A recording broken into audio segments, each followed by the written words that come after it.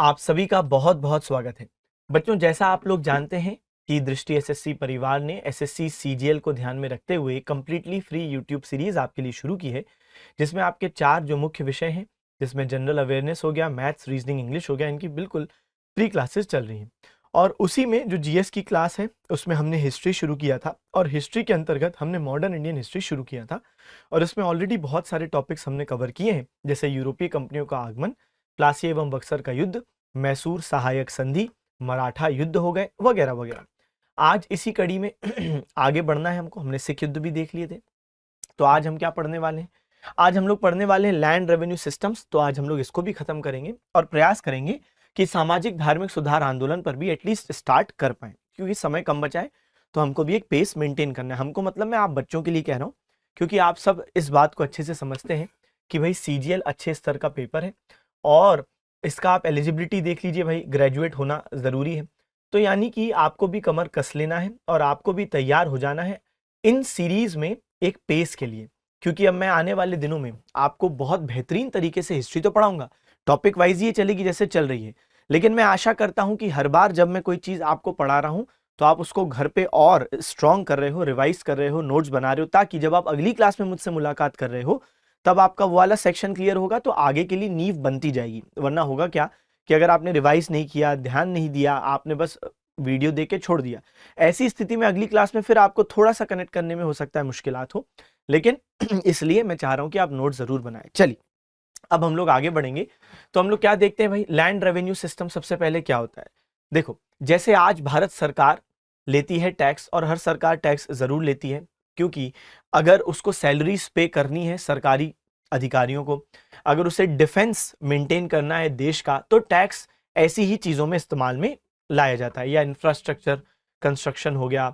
ठीक है, तो कुल मिला के टैक्स तो भाई सरकार आज भी लेती है, लेकिन आज सबसे इंपॉर्टेंट फॉर्म ऑफ टैक्स क्या है? इनकम टैक्स हो गया, कॉर्पोरेट टैक्स हो गया, जीएसटी हो गया। ये कुछ इंपॉर्टेंट टैक्सेस हैं जिसके बारे में आपने सुना है।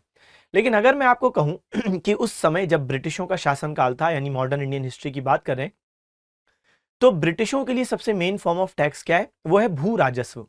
भू राजस्व का क्या मतलब है? लैंड रेवेन्यू का क्या मतलब है? क्योंकि उस समय देश की अधिकतर आबादी कृषि क्षेत्र में लिप्त थी, इनफैक्ट आज भी लिप्त है, और उस समय कुछ और विशेष नहीं था कि लोग कुछ अलग थलग कर सकते हैं कि भाई आपने सर्विस सेक्टर में कुछ कर दिया, या आपने सेकेंडरी सेक्टर में कोई इंडस्ट्रीज में ज्यादा कुछ कर दिया। उस समय सबसे ज्यादा लोग, 90% से भी ऊपर लोग कहां पे लिप्त थे? एग्रीकल्चर में, कृषि में। इसलिए सबसे मेन फॉर्म ऑफ टैक्स क्या होता है? एग्रीकल्चरल टैक्स, यानी हम लोग भू राजस्व की बात करें। अगर मैं आपको बहुत ही आसान भाषा में बताऊं कि जैसे मान लीजिए कोई किसान है जिसने 100 किलो गेहूं उगाया, तो 100 किलो गेहूं उगाने में मान लीजिए कि 100 किलो उगा लिया उसने, अब जो सरकार का रेट ऑफ टैक्स बनता है मान लीजिए 33% है, यानी 33 किलो लगभग गेहूं किसका हो गया? सरकार का। लेकिन अब सरकार गेहूं का तो कुछ करेगी नहीं, ऑब्वियस सी बात है, सरकार को गेहूं का क्या यूज है। तो सरकार क्या बोलेगी भाई उस किसान से कि मार्केट रेट जितना भी 33 किलो गेहूं का चल रहा है वो आप हमें दे देना पैसा। यानी मान लीजिए कि 33 किलो का 1 किलो 2 रुपए का चल रहा है, तो 33 किलो 66 रुपीज का हो गया। तो 66 रुपीज ये हो क्या है? टैक्स जो उस किसान को सरकार को सौंपना है। तो ये मैंने आम भाषा में एक आपको समझाने का प्रयत्न किया है कि लैंड रेवेन्यू क्या होता है। अब इंडिया में ब्रिटिशों ने अलग अलग सिस्टम्स लागू किए थे इंडियन से टैक्स इकट्ठा करने के लिए, तो अभी मैं आपको वो बताने वाला हूं। अच्छा, एक प्रश्न आपके मन में आ रहा होगा कि सर आज भी आपने बोला अधिकतर लोग कृषि क्षेत्र में है, लेकिन आज सबसे बड़ा टैक्स लैंड टैक्स नहीं, इनफैक्ट आज तो आप देखते हो कि भारत सरकार तो ऑलमोस्ट नेग्लिजिबल या जीरो का ही टैक्स ले रही है है ना, कृषि से। लेकिन आज हमारे पास दूसरे बहुत सारे डेवलप्ड सेक्टर्स हैं, जैसे आप देखो सर्विस सेक्टर है, उसमें बहुत सारी चीजें आती हैं, इंडस्ट्रियल सेक्टर्स हैं, बहुत सारी चीजें आती हैं, प्लस इनकम टैक्स भी है, जीएसटी भी। तो कुल मिला के आज दूसरे और तरीके हैं जिससे सरकार को टैक्स प्राप्त होता है, लेकिन पहले सबसे इंपॉर्टेंट था लैंड रेवेन्यू। चलिए, जब हम लोग बात करते हैं भू राजस्व नीतियां या लैंड रेवेन्यू की, तो हमको आज अपनी क्लास में 4 लैंड रेवेन्यू सिस्टम्स पढ़ने हैं। सबसे पहला जो सिस्टम है उसको हम लोग कहेंगे इजारेदारी। क्या कहेंगे भाई? तो इजारेदारी सिस्टम है। ठीक है, तो इजारेदारी सिस्टम क्या था? समझने में बेहद आसान। जैसे मान लीजिए एक कोई गांव है, ठीक है, अब उस गांव में 1000 लोग रहते हैं। ब्रिटिशों ने सोचा एक एक व्यक्ति के पास जाके खुद कलेक्ट करना थोड़ा सा हेक्टिक हो सकता है, मेहनत ज्यादा लग सकती है। क्यों ना हम ऐसा करें कि बोली लगवाएं कि गांव में अगर कोई ऐसे लोग हों जो बाकी लोगों से टैक्स इकट्ठा करके हमें दे दें तो हमारा काम आसान हो जाएगा। तो इनने बोली आयोजित करवाई, जैसे होता है ना नीलामी, कभी आपने सुना हो, तो बोली आयोजित करवाई और इनने बोला कि जो सबसे हाईएस्ट बिड लगाएगा, सबसे ऊंची बोली बोलेगा, उसको हम दे देंगे ठेका कि ठीक है आप इकट्ठा करो गांव से। जैसे हमने बोल दिया भाई एक गांव है, ठीक है, हमने उस गांव का एक रैंडम कोई भी नाम ले लीजिए, हम नाम क्या ले लें चलो, तो हमने एक नाम ले लिया क्यासपुर, कुछ भी रैंडम जो मेरे मन में आया मैंने बोल दिया। क्यासपुर नाम का एक गांव है जिसमें कितने लोग रहते हैं, 1000 लोग रहते हैं। अब इन 1000 लोगों में से 3 लोग बाहुबली टाइप है, मतलब उनको लगता है कि वो वसूल कर सकते हैं बाकी लोगों से पैसा। अब जब ब्रिटिशों ने बोली आयोजित की तो ये 3 लोग बोली में पहुंचे। ब्रिटिशों ने बोला बहुत बढ़िया, जो सबसे ऊंची बोली लगाएगा यानी सबसे ज्यादा पैसा हमको देने का कमिट करेगा, हम उसको दे देंगे ठेका कि आप इस गांव से इकट्ठा करो टैक्स। तब हुआ क्या कि बोली शुरू हो गई। पहले व्यक्ति ने बोला देखिए ब्रिटिश, मैं आपको 90 रुपए इकट्ठा करके लाके दूंगा। ब्रिटिश बोला बहुत बढ़िया, क्या नाम है तुम्हारा? उसने बोला हमारा नाम तो भाई बिरजू है। बिरजू, बहुत बढ़िया, 90 रुपए एक, 90 रुपए दाओ, 90 रुपए। इतने में दूसरा व्यक्ति जिसका नाम है मोहन, मोहन बोला कि मैं तो 100 रुपए आपको इकट्ठा करके दूंगा, 100 रुपए। ब्रिटिश बोले बहुत बढ़िया मोहन, 100 रुपए एक, 100 रुपए दो। और इतने में मान लो एक और व्यक्ति है जिसका नाम क्या है, जिसका नाम हम लोग मान लेते हैं पांडु। तो पांडु कहता है कि मैं 110 रुपए आपको इकट्ठा करके दूंगा। ब्रिटिश बहुत खुश, क्योंकि इन तीनों में सबसे ज्यादा ऊंची बोली किसने लगा दी? पांडु ने लगा दी। अब ऑब्वियस सी बात है, ब्रिटिश बोलेंगे 110 रुपए एक, 110 रुपए दो, 110 रुपए तीन, क्योंकि इससे ज्यादा कोई बोली अभी लगा नहीं रहा। तो पांडु को मिल गया है ठेका। अब शुरुआत में क्या था कि ये 5 सालों का ठेका मिला करता था, फिर लेकिन ब्रिटिशों ने इसको 1 साल का कर दिया था। यानी 1 साल के लिए पांडु बन गए हैं इजारेदार, यानी पूरे क्यासपुर गांव से 1 साल के लिए टैक्स इकट्ठा करने की जिम्मेदारी किसको मिल गई है? पांडु को मिल गई है। अब पांडु इसमें कूदा क्यों, या हम कहें बाकी लोग भी इसमें क्यों कूदे थे, क्यों ये लोग इजारेदार बनना चाह रहे थे? लॉजिक बड़ा सिंपल है। इन लोगों को ऐसा लग रहा था, जैसे पांडु की बात करें, पांडु की ऐसी सोच थी कि भाई मैं गांव वाले लोगों से 110 तो ब्रिटिशों के लिए इकट्ठा करूंगा, लेकिन ब्रिटिशों ने कोई रोक टोक नहीं लगाई थी कि आप ऊपर और कितना गांव वालों से इकट्ठा कर सकते हो, उस पर कोई सीमा नहीं, कोई लिमिट नहीं है। तो पांडु ऐसा सोच रहा था कि मैं गांव वालों से इकट्ठा कर लूंगा 150 रुपए, ये इसकी सोच है। ऐसा इसको लग रहा था कि मैं 150 इकट्ठा कर लूंगा, जिसमें से मैं 110 किसको दूंगा? ब्रिटिशों को, क्योंकि ये तो मैंने कमिट कर दिया, बोली लगा दी है। और बचेगा 40 रुपए, वो मैं डालूंगा अपनी जेब में, यानी ये होगा मेरा प्रॉफिट। ऐसा इसको लगा। इसको लगा चलो 150 नहीं 140 तो कर ही लूंगा, कोई नहीं, 30 रुपए का प्रॉफिट होगा। तो कुल मिला के ब्रिटिशों ने कोई रोक टोक नहीं की थी कि आप गांव वालों से कितना भी लो, हमें कोई मतलब नहीं है, लेकिन हमारा जो शेयर है 110 वो हमको मिल जाना चाहिए, खत्म बात। आप ऊपर से कितना ले रहे हो वो आपकी मेहनत, ज्यादा ले रहे हो तो आपका टैलेंट है भाई, आप लेके जाओ, लठैत ज्यादा पैसे लेके आओ, वो आपकी इच्छा, लेकिन हमें हमारा शेयर चाहिए। तो इसलिए लोग शुरू में बहुत आकर्षित हुए इस सिस्टम के प्रति कि हमारी अच्छी खासी कमाई होगी, इजारेदार बनेंगे तो। लेकिन अब मैं आपको बताता हूं रियलिटी। रियलिटी तो ये थी कि भाई जब पांडु गया गांव में क्यासपुर इकट्ठा करने, तो लोगों ने रोना गाना शुरू किया कि इस बार तो बारिश नहीं हुई है, इस बार तो बेटी की शादी थी, इस बार तो ये बीमारी फैल गई थी, इस बार ये, इस बार वो। पैसा लेना, लोगों की जेब से निकलवाना बहुत टफ काम है। आपने एक पिक्चर देखी होगी ना, गोलमाल। गोलमाल पिक्चर में एक कैरेक्टर था वसूली भाई। वो वसूली भाई जब भी अपना पैसा वसूल करने के लिए जाता था तो हमेशा उसको टरका दिया जाता था कि नहीं भाई आज नहीं कल आइएगा, कल नहीं परसों आइएगा, तो हमेशा उसको टाला जाता था। यही कारण था कि वसूली भाई पैसा कभी वसूल नहीं कर पाए। तो पैसा लोगों की जेब से निकालना बहुत टफ काम है, यही तो काम ब्रिटिश नहीं करना चाहते थे, इसलिए इन लोगों को ही काम दे दिया। अब हुआ क्या कि पांडु को रियलाइज हुआ कि भाई हकीकत में इकट्ठा करना पैसा तो बहुत मुश्किल है, और इस व्यक्ति ने मात्र 112 रुपए इकट्ठा किए, जिसमें से 110 तो बेटा किसका शेयर हो गया? ब्रिटिशों का। तो इसको प्रॉफिट कितना हुआ? मात्र 2 रुपए, ओनली 2 रुपीज। अब आप जानते हो कि ये तो बहुत कम है, इसको लगा कितना था? 40 रुपए हो जाएगा, चलो 30 तो हो ही जाएगा, लेकिन रियलिटी ये है कि जब ये जमीन पर उतरा इकट्ठा करने के लिए तो प्रॉफिट हुआ मात्र 2 रुपए। और अब पांडु की आंखें खुल गई। पांडु को लगा कि भाई ये तो धोखा हो गया है, ये तो बेकार सिस्टम है, इसमें तो लाभ ही नहीं हो रहा है। और इसलिए धीरे धीरे इजारेदार डीमोटिवेट होने लगे, और बोली में आने की इच्छा जब खत्म होने लगी तो धीरे धीरे बोली में ज्यादा लोग नहीं आ रहे थे, क्योंकि सबको लगे तो बहुत मेहनत का काम है, उतना फायदा नहीं है। एक और बहुत बड़ा नुकसान इस सिस्टम का क्या था, सुनो, अगर आपने अच्छे से इजारेदारी व्यवस्था के ड्रॉबैक यानी उसमें जो कमियां हैं वो समझ ली, तो फिर आप अगला सिस्टम बहुत आसानी से समझ जाएंगे। तो इसलिए अच्छे से सुनिए। सबसे पहला मैंने क्या बोला भाई, इसमें से लाभ बहुत कम हो रहा है, उम्मीद बहुत ज्यादा की थी लेकिन उतना हुआ नहीं, तो लाभ या प्रॉफिट बहुत ज्यादा कम है। दूसरी चीज क्या थी, दूसरी समस्या कि ये अस्थायी काम है यानी टेम्पररी काम है। आप खुद सोचें भाई, एक साल तो पांडु ने सबसे ज्यादा बोली लगाई, तो चलो पांडु को एक साल का ठेका मिल गया, लेकिन अगले साल हो सकता है कोई दूसरा व्यक्ति सबसे ऊंची बोली लगाए, तो अगले साल तो पांडु बेरोजगार हो जाएगा। यानी ये जो काम है ये क्या है, टेम्पररी काम है, अस्थायी काम है, और इसी से और ज्यादा लोग डिमोटिवेट होने लगे कि क्या ही करना है जाके, एक तो अस्थायी काम है, दूसरा ज्यादा लाभ भी नहीं है, इसलिए कहीं और फोकस करो। धीरे धीरे लोगों का इस काम में इंटरेस्ट खत्म होने लगा, लोग ज्यादा बोली में नहीं आ रहे, और तब ब्रिटिशों को रियलाइज हुआ कि इस सिस्टम में कुछ बदलाव करने की जरूरत है, और तभी ब्रिटिश इस सिस्टम को चेंज करके इसमें जो कमियां हैं, इस कमियों को हटा के एक नया सिस्टम लाने वाले हैं। और वो नया सिस्टम क्या है बच्चे, स्थायी बंदोबस्त या परमानेंट सेटलमेंट। तो चले, स्थायी बंदोबस्त या जिसे परमानेंट सेटलमेंट भी बोलते हैं, परमानेंट सेटलमेंट भी बोलते हैं, ये हमको जल्दी से पढ़ना है। बहुत आसान, कुछ भी नहीं है इसमें। चले भाई, तो स्थायी बंदोबस्त या परमानेंट सेटलमेंट क्या है। अब स्थायी बंदोबस्त या परमानेंट सेटलमेंट में ब्रिटिशों ने इजारेदारी की दो कमियों को दूर किया। कैसे, याद करो, इजारेदारी की पहली कमी क्या थी कि भाई लाभ ज्यादा हो नहीं रहा है, और दूसरी कमी क्या थी, टेम्पररी सिस्टम है, अस्थायी काम है, लोग मोटिवेट नहीं हो रहे। और ऑब्वियस सी बात है भाई, आज आप लोग क्यों मोटिवेटेड हो सरकारी नौकरी के लिए, क्योंकि आपको मालूम है कि सरकारी नौकरी में स्टेबिलिटी है। आप लॉन्ग टर्म विजन देख रहे हो ना कि भाई स्टेबिलिटी, इसलिए मैं आना चाह रहा हूं। लेकिन आज मान लो सरकार घोषित कर दे कि ये आप इतना मेहनत कर रहे हो लेकिन ये नौकरी मात्र 1-2 साल की है, तो कई बच्चे तो किताबें फाड़ दे, मोबाइल फेंक दें कि नहीं पढ़ेंगे, सुबह शाम पढ़ो, कभी पीडीएफ खोलो, कभी एमसीक्यू देखो, पीवाईक्यू देखो, कभी करंट अफेयर्स की वीडियो देखो, कभी नोट्स बनाओ, रिवीजन करो, ये करो वो करो, और 1-2 साल की नौकरी, तो बच्चे किताबें ही फाड़ देंगे।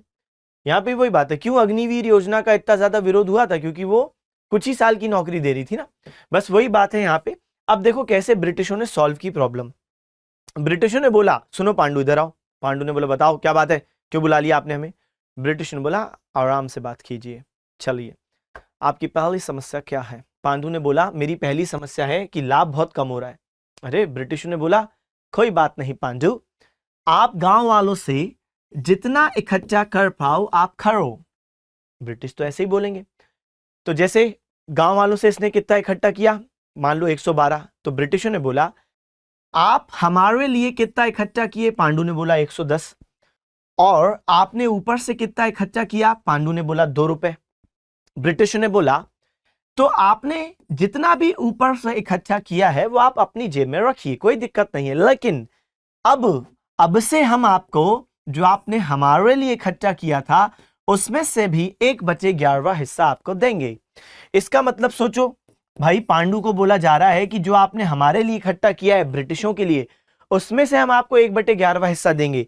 यानी अगर मैं इसको ऐसे कर दूं, तो यानी ब्रिटिश कह रहे हैं कि भाई जो तुमने हमारे लिए इकट्ठा किया था ना 110, उसमें से 1/11वां यानी 10 रुपए हम तुम्हें अपनी तरफ से देंगे, और ऊपर से जो तुमने इकट्ठा किया वो तो तुम्हारी जेब में वैसे भी जा रहा है, तो यानी 10 + 2, अब तुम्हारा प्रॉफिट कितना हो गया, 12 रुपए हो गया। चलो ठीक ठाक प्रॉफिट हुआ, पहले तो बहुत कम था, अब तो कुछ प्रॉफिट अच्छा बन गया। ब्रिटिश बोले, क्या पांडु अब तुम खुश हो। पांडु बोला, ठीक है भाई, अच्छी बात है, थोड़ा थोड़ा खुशी तो हो रही है, क्योंकि अब हमको मालूम है कि ब्रिटिशों के लिए जो शेयर इकट्ठा कर रहे हैं उसमें से भी कुछ मिलेगा। अच्छा, दूसरी बात, तो ब्रिटिश अपने पास कितना रखेंगे, 110 का 1/11 तो उन्होंने बांट दिया, तो ब्रिटिशों ने अपने पास कितना रखा, 110 का 10/11, यानी कितना मान ले भाई, 11, ये 10 हो गया, ये कितना हो गया, 100। तो ये 100 रुपए ब्रिटिशों के पास रहेगा हमारे एग्जाम्पल में, सही है।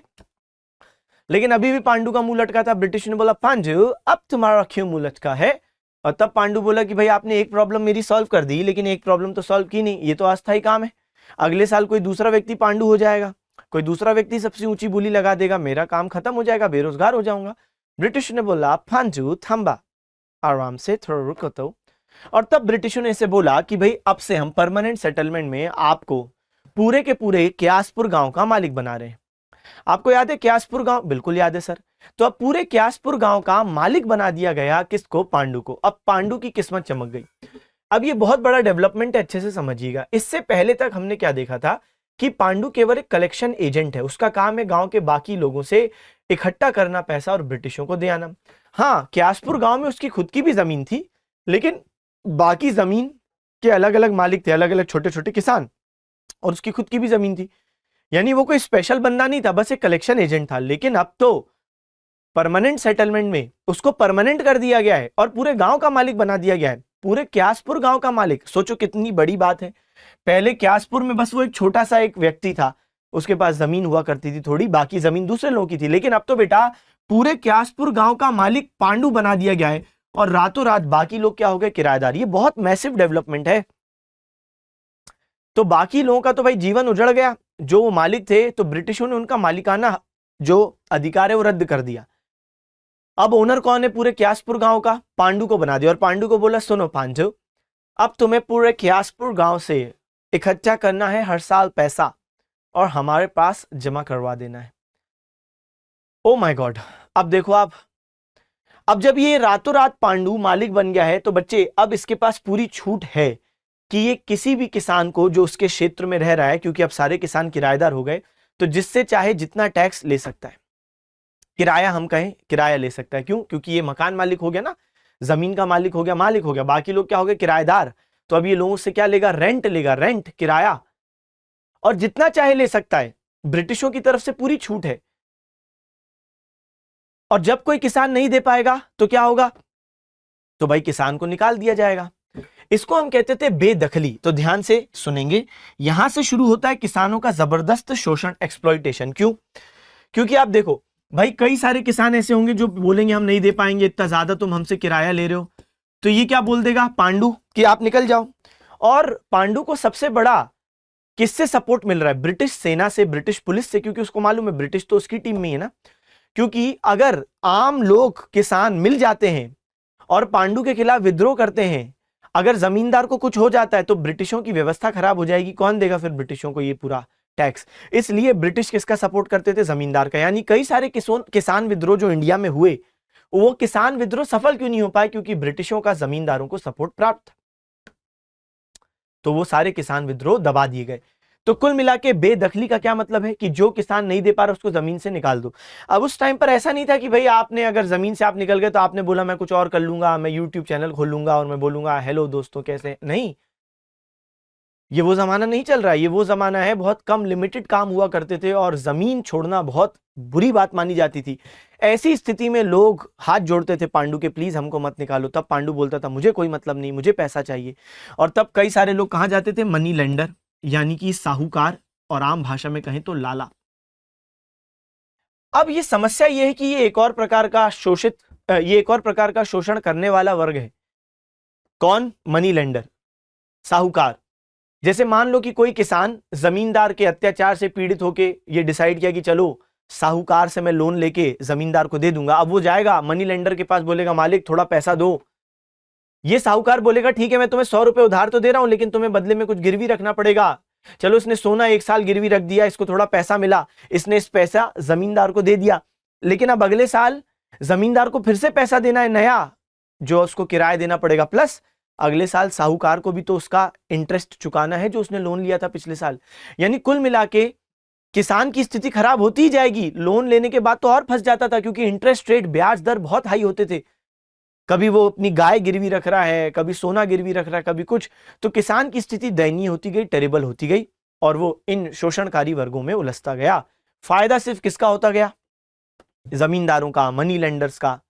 कई सारे ऐसे भी किसान थे जो बोलते थे पांडु से जमींदार से पैसा नहीं है, कुछ गिरवी रखने को भी नहीं है, कोई लोन भी नहीं ले पाऊंगा मैं तो। तब क्या बोलता था पांडु की ठीक है तुम बन जाओ बंधुआ मजदूर। बंधुआ मजदूर यानी बॉन्डेड लेबर, यानी एक ऐसा व्यक्ति जो बिना पैसे के काम कर रहा है ना।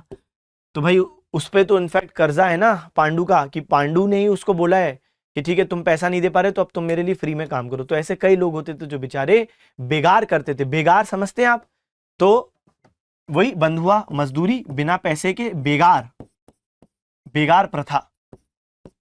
चले, तो कुल मिला के कहानी उलझती जा रही है, किसान की स्थिति बुरी होती जा रही है। इसी को हमने कहा परमानेंट सेटलमेंट, यहाँ पे परमानेंट सेटलमेंट को परमानेंट सेटलमेंट क्यों बोल रहे हैं? क्योंकि यहाँ पे कई चीजें परमानेंट है। सबसे पहले जो पांडु है यानी जो जमींदार है वो परमानेंट है, वो हर साल बदलेगा नहीं, बस उसका एक काम है कि ब्रिटिशों का जो शेयर है 10/11 वो टाइम पे पहुंचा दो, बाकी ब्रिटिश आपको कुछ नहीं बोलने वाले, तो परमानेंट हो गया।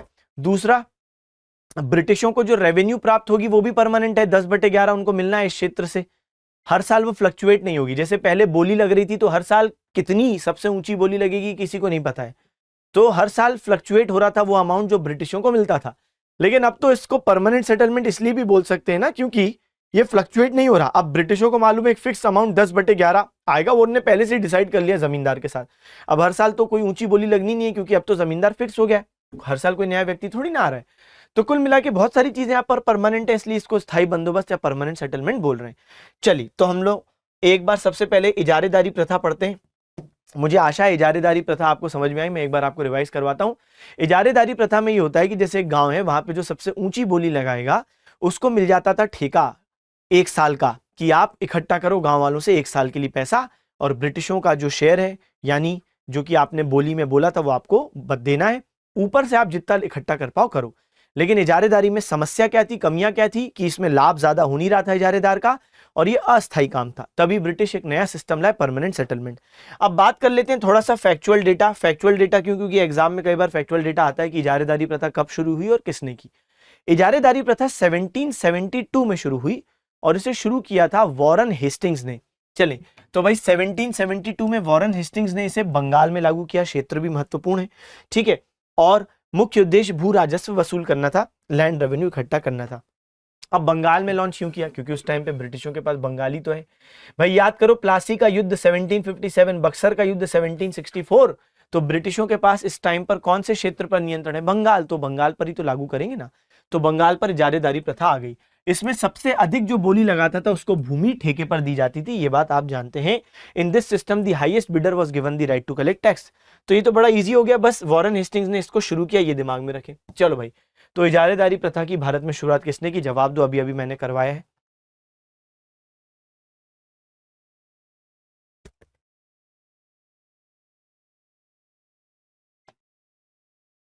हाँ जी, पानी हो जाए।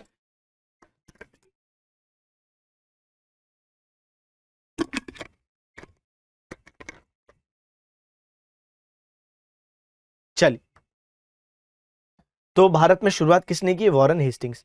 अब यहाँ पे एक और महत्वपूर्ण बात है कि ठीक है भाई, 1772 में इजारेदारी प्रथा की शुरुआत हो गई। किसने शुरू किया? तो हमने पढ़ लिया, वॉरेन हेस्टिंग्स ने किया। लेकिन ये सिर्फ 1793 तक ही चलेगी, क्योंकि आप जानते हो कि इसको कौन सी व्यवस्था हटाने वाली है, रिप्लेस करने वाली है। तो सही जवाब है बच्चे क्या? Permanent settlement. तो इजारेदारी का टाइम क्या है? 1772 से 1793। चलो, ये तो हमको पता चल गया कि 1772 में वॉरेन हेस्टिंग्स ने इसे शुरू किया, लेकिन इस व्यवस्था को खत्म किसने किया? और वही व्यक्ति परमानेंट सेटलमेंट, स्थायी बंदोबस्त शुरू करेंगे। तो सही जवाब है कॉर्नवालिस। तो भाई कॉर्नवालिस का नाम आप लोग पहले भी सुन चुके हो, एक बार मैंने आपको थर्ड एंग्लो मैसूर वॉर पढ़ाया था, और तृतीय एंग्लो मैसूर वॉर जो हुआ था बच्चे, उस समय कॉर्नवालिस ही था। याद करो, मैंने आपको एक इमेज दिखाई थी जब वो टीपू सुल्तान के 2 बच्चों को बंधक बना के अपने साथ ले जा रहा था। चले, तो कुल मिला के 1772 से 1793 21 साल चली है क्या इजारेदारी प्रथा, और इसको शुरू किया हेस्टिंग्स ने, खत्म किया कॉर्नवालिस ने। एक क्वेश्चन ये भी बन सकता है, स्थायी बंदोबस्त शुरू किसने की? अगेन जवाब क्या होगा? लॉर्ड कॉर्नवालिस होगा। चलिए, ये हमने पढ़ा। चलिए, अब स्थायी बंदोबस्त के बारे में समझते हैं। तो 1793 में शुरू होती है, सिंपल। 1793 में इजारेदारी प्रथा हमने खत्म करवा दी, अभी अभी देखा हमने। और 1793 में बच्चे अगली चीज क्या शुरू हो रही है? स्थायी बंदोबस्त। तो लॉर्ड कॉर्नवालिस द्वारा इसको शुरू किया गया। क्षेत्र वही है, बिहार, बंगाल, उड़ीसा, भले ही अलग अलग करके लिखा है, लेकिन उस टाइम पे था तो बंगाल प्रांत ही ना। ये तो मैंने इसको आज के अलग अलग राज्यों के दृष्टिकोण में लिखा है, लेकिन उस समय का जो बंगाल प्रांत था वो बहुत बड़ा था। उस टाइम पर कोई बिहार, उस टाइम पर ये झारखंड, उस टाइम पर आपके ये वाले क्षेत्र उड़ीसा, ये सब नहीं थे बेटा। ये किसके पार्ट थे? बंगाल प्रांत के पार्ट थे। आगे चल के ये नाम आते हैं बिहार, उड़ीसा, झारखंड। तो शुरू में ये किसका पार्ट थे? सब बंगाल प्रांत। बंगाल प्रांत बहुत बड़ा प्रांत था, इंडिया का सबसे बड़ा जो प्रोविंस था वो वही था, या स्टेट कह लो आज के रिस्पेक्ट में। आज हम बोलते हैं स्टेट, पहले बोलते थे प्रोविंस या प्रांत हिंदी में। जैसे आज हम लोग हिंदी में राज्य बोलते हैं, पहले प्रांत बोलते थे। सबसे बड़ा प्रांत क्या था बच्चे? बंगाल प्रांत सबसे बड़ा था। ठीक है, तो उन्हीं जगहों पर ये लागू है, क्योंकि आपको मालूम है कि ब्रिटिशों के पास ये क्षेत्र बंगाल मौजूद है। तो लॉर्ड कॉर्नवालिस द्वारा इसे बिहार, बंगाल, उड़ीसा, साथ साथ बनारस और मद्रास के कुछ जिले, तो बनारस में भी लागू है और मद्रास के कुछ जिलों में भी लागू है। यानी अगर मैं इसको मैप से समझने का प्रयत्न करूं तो मैं कह सकता हूं कि जैसे आज का जो आप पश्चिम बंगाल देख रहे हो, ठीक है, पश्चिम बंगाल, आज का बांग्लादेश, है ना, बहुत बड़ा बंगाल प्रांत था भाई। ये बांग्लादेश तो आप जानते हैं 1947 में जब पाकिस्तान बना तो पाकिस्तान के दो हिस्से बने, एक ये वाला हिस्सा जिसको वेस्ट पाकिस्तान कहा गया और एक ये वाला हिस्सा जिसे ईस्ट पाकिस्तान कहा गया। लेकिन आगे चल के ईस्ट पाकिस्तान वेस्ट पाकिस्तान से ही अलग हो जाता है और तब बांग्लादेश बनता है 1971। खैर, ये सारी बातें समय के साथ धीरे धीरे आपको समझ में आएंगी। जब मैं हिस्ट्री में, मॉडर्न हिस्ट्री में आगे बढ़ूंगा तब हम लोग देखेंगे, आज़ादी के समय डिस्कशन करेंगे। अभी बस इतना समझ लो कि पहले का जो बंगाल प्रांत था वो कितना बड़ा था। उसमें आज का वेस्ट बंगाल, आज का बांग्लादेश, आज का बिहार, आज का झारखंड, आज का उड़ीसा और आज के असम के कई सारे हिस्से आते थे। अच्छा, तो इस क्षेत्र पर तो लागू है ही क्या? स्थायी बंदोबस्त या परमानेंट सेटलमेंट। तो मैं लिख देता हूं, तो मैंने यहां लिख दिया परमानेंट सेटलमेंट या स्थायी बंदोबस्त, इसे हिंदी में बोलते हैं। लेकिन इतना ही नहीं, तो बंगाल तो पूरा का पूरा कवर्ड है, ये बहुत अच्छी बात है कि हमने इसको डिस्कस कर लिया। लेकिन बात है कि और कहां? तो बनारस और साथ साथ मद्रास के कुछ जिले। अब थोड़ा सा अलर्ट रहिएगा बेटा, आज मद्रास नाम का कोई स्टेट नहीं है, लेकिन पहले मद्रास नाम का एक बहुत बड़ा स्टेट था, बड़ा प्रांत था, प्रोविंस थी, और उसमें आज का तमिलनाडु आता था, आज का आंध्र प्रदेश भी आता था, इतना बड़ा था मद्रास प्रांत। तो मद्रास प्रांत के कुछ जिलों में लागू था क्या? स्थायी बंदोबस्त। अब आप बोलोगे सर मद्रास प्रांत के कुछ जिलों में स्थायी बंदोबस्त है, तो बाकी हिस्से में मद्रास प्रांत के क्या है वो हम पढ़ेंगे अगले सिस्टम में। अभी बस इतना सुनते जाओ, ठीक है सर, समझ में आ गई बात। तो अगर मैं कहूं परमानेंट सेटलमेंट के एरिया क्या है, तो मैं कह सकता हूं बंगाल प्रांत, और बंगाल प्रांत में आज का पश्चिम बंगाल, बांग्लादेश, बिहार, उड़ीसा, झारखंड, असम के कुछ हिस्से सब आते हैं। इसके अलावा मैं कह सकता हूं बनारस का कुछ हिस्सा, और मैं कह सकता हूं क्या, मद्रास के कुछ जिले, मद्रास के कुछ जिले। तो ये लिखना बहुत जरूरी है, क्योंकि बाकी जो मद्रास में सिस्टम है वो दूसरा है जो मैं आगे बताऊंगा। अच्छा, परमानेंट सेटलमेंट ब्रिटिश शासित भारत के कितने परसेंट हिस्से पर लागू है? 19%। यानी ब्रिटिशों के पास इंडिया में जितना भी हिस्सा था जिस पर वो शासन कर रहे थे, उसके 19% हिस्से पर परमानेंट सेटलमेंट लागू था। यानी अभी बाकी जो ब्रिटिशों के पास कंट्रोल में इंडिया के एरियाज है उस पर कोई दूसरे सिस्टम्स होंगे, उन पर हम डिस्कशन करेंगे, लेकिन इसका 19% दिमाग में रखना। और इसे शुरू किसने किया है? कॉर्नवालिस ने, ये आप जानते हो। तो 1793 में कॉर्नवालिस ने बिहार, बंगाल, उड़ीसा, बनारस, मद्रास के कुछ जिलों में शुरू किया। इसमें जमींदार को जमीन का मालिक घोषित कर दिया गया, ये तो सिंपल सी बात है। जमींदार किराया तय करने के लिए स्वतंत्र थे, ये भी मैंने बता दिया, ठीक है, कितना भी ले सकते हैं, और कोई नहीं दे पा रहा है तो उसको निकाल देंगे, बेदखली, ठीक है। इस प्रणाली में जमींदार एकत्रित राजस्व का 1/11 हिस्सा अपने पास रख सकते थे, बिल्कुल, ये मैंने बात बता दी आपको। जबकि ब्रिटिश सरकार को एकत्रित किए गए राजस्व का जो 10/11 है वो देना होता था, सही है। So permanent settlement started in 1793 by Cornwallis. So कहां पे लागू था? तो रीजन हमने देख ली है, बंगाल जो प्रोविंस है, जिसमें बंगाल, आज का पश्चिम बंगाल, बांग्लादेश, बिहार, उड़ीसा, झारखंड, प्लस बनारस और मद्रास के कुछ districts. It declared zamindars as the owners of land. Zamindars were free to fix the rents, to increase और decrease the rents as per their will. अगली चीज, zamindars could keep 1/11 of the revenue with themselves, whereas they had to give 10/11 to the British, सही है। तो 10/11 was to be given to the British and 1/11 they could keep with themselves। ये बात हो रही है जो उन्होंने ब्रिटिशों के लिए इकट्ठा किया, उसमें से 1/11 अपने लिए रख लो और 10/11 ब्रिटिशों को दे दो। बाकी ऊपर से तो आप कितना भी इकट्ठा कर सकते हो, उस पर कोई रोक टोक नहीं। यानी कोई मान लो पांडु की तो किस्मत चमक गई। अब जैसे क्यासपुर गांव में मान लो कभी बहुत अच्छी बारिश हुई, और मान लो उस साल जो प्रोडक्शन हुआ कितना हुआ? 130। परमानेंट सेटलमेंट लागू है। तो अब देखो 110 जो ब्रिटिशों का हिस्सा है, इसके ऊपर वो जितना भी इकट्ठा करेगा वो तो उसकी डायरेक्ट जेब में जाएगा 20 रुपए।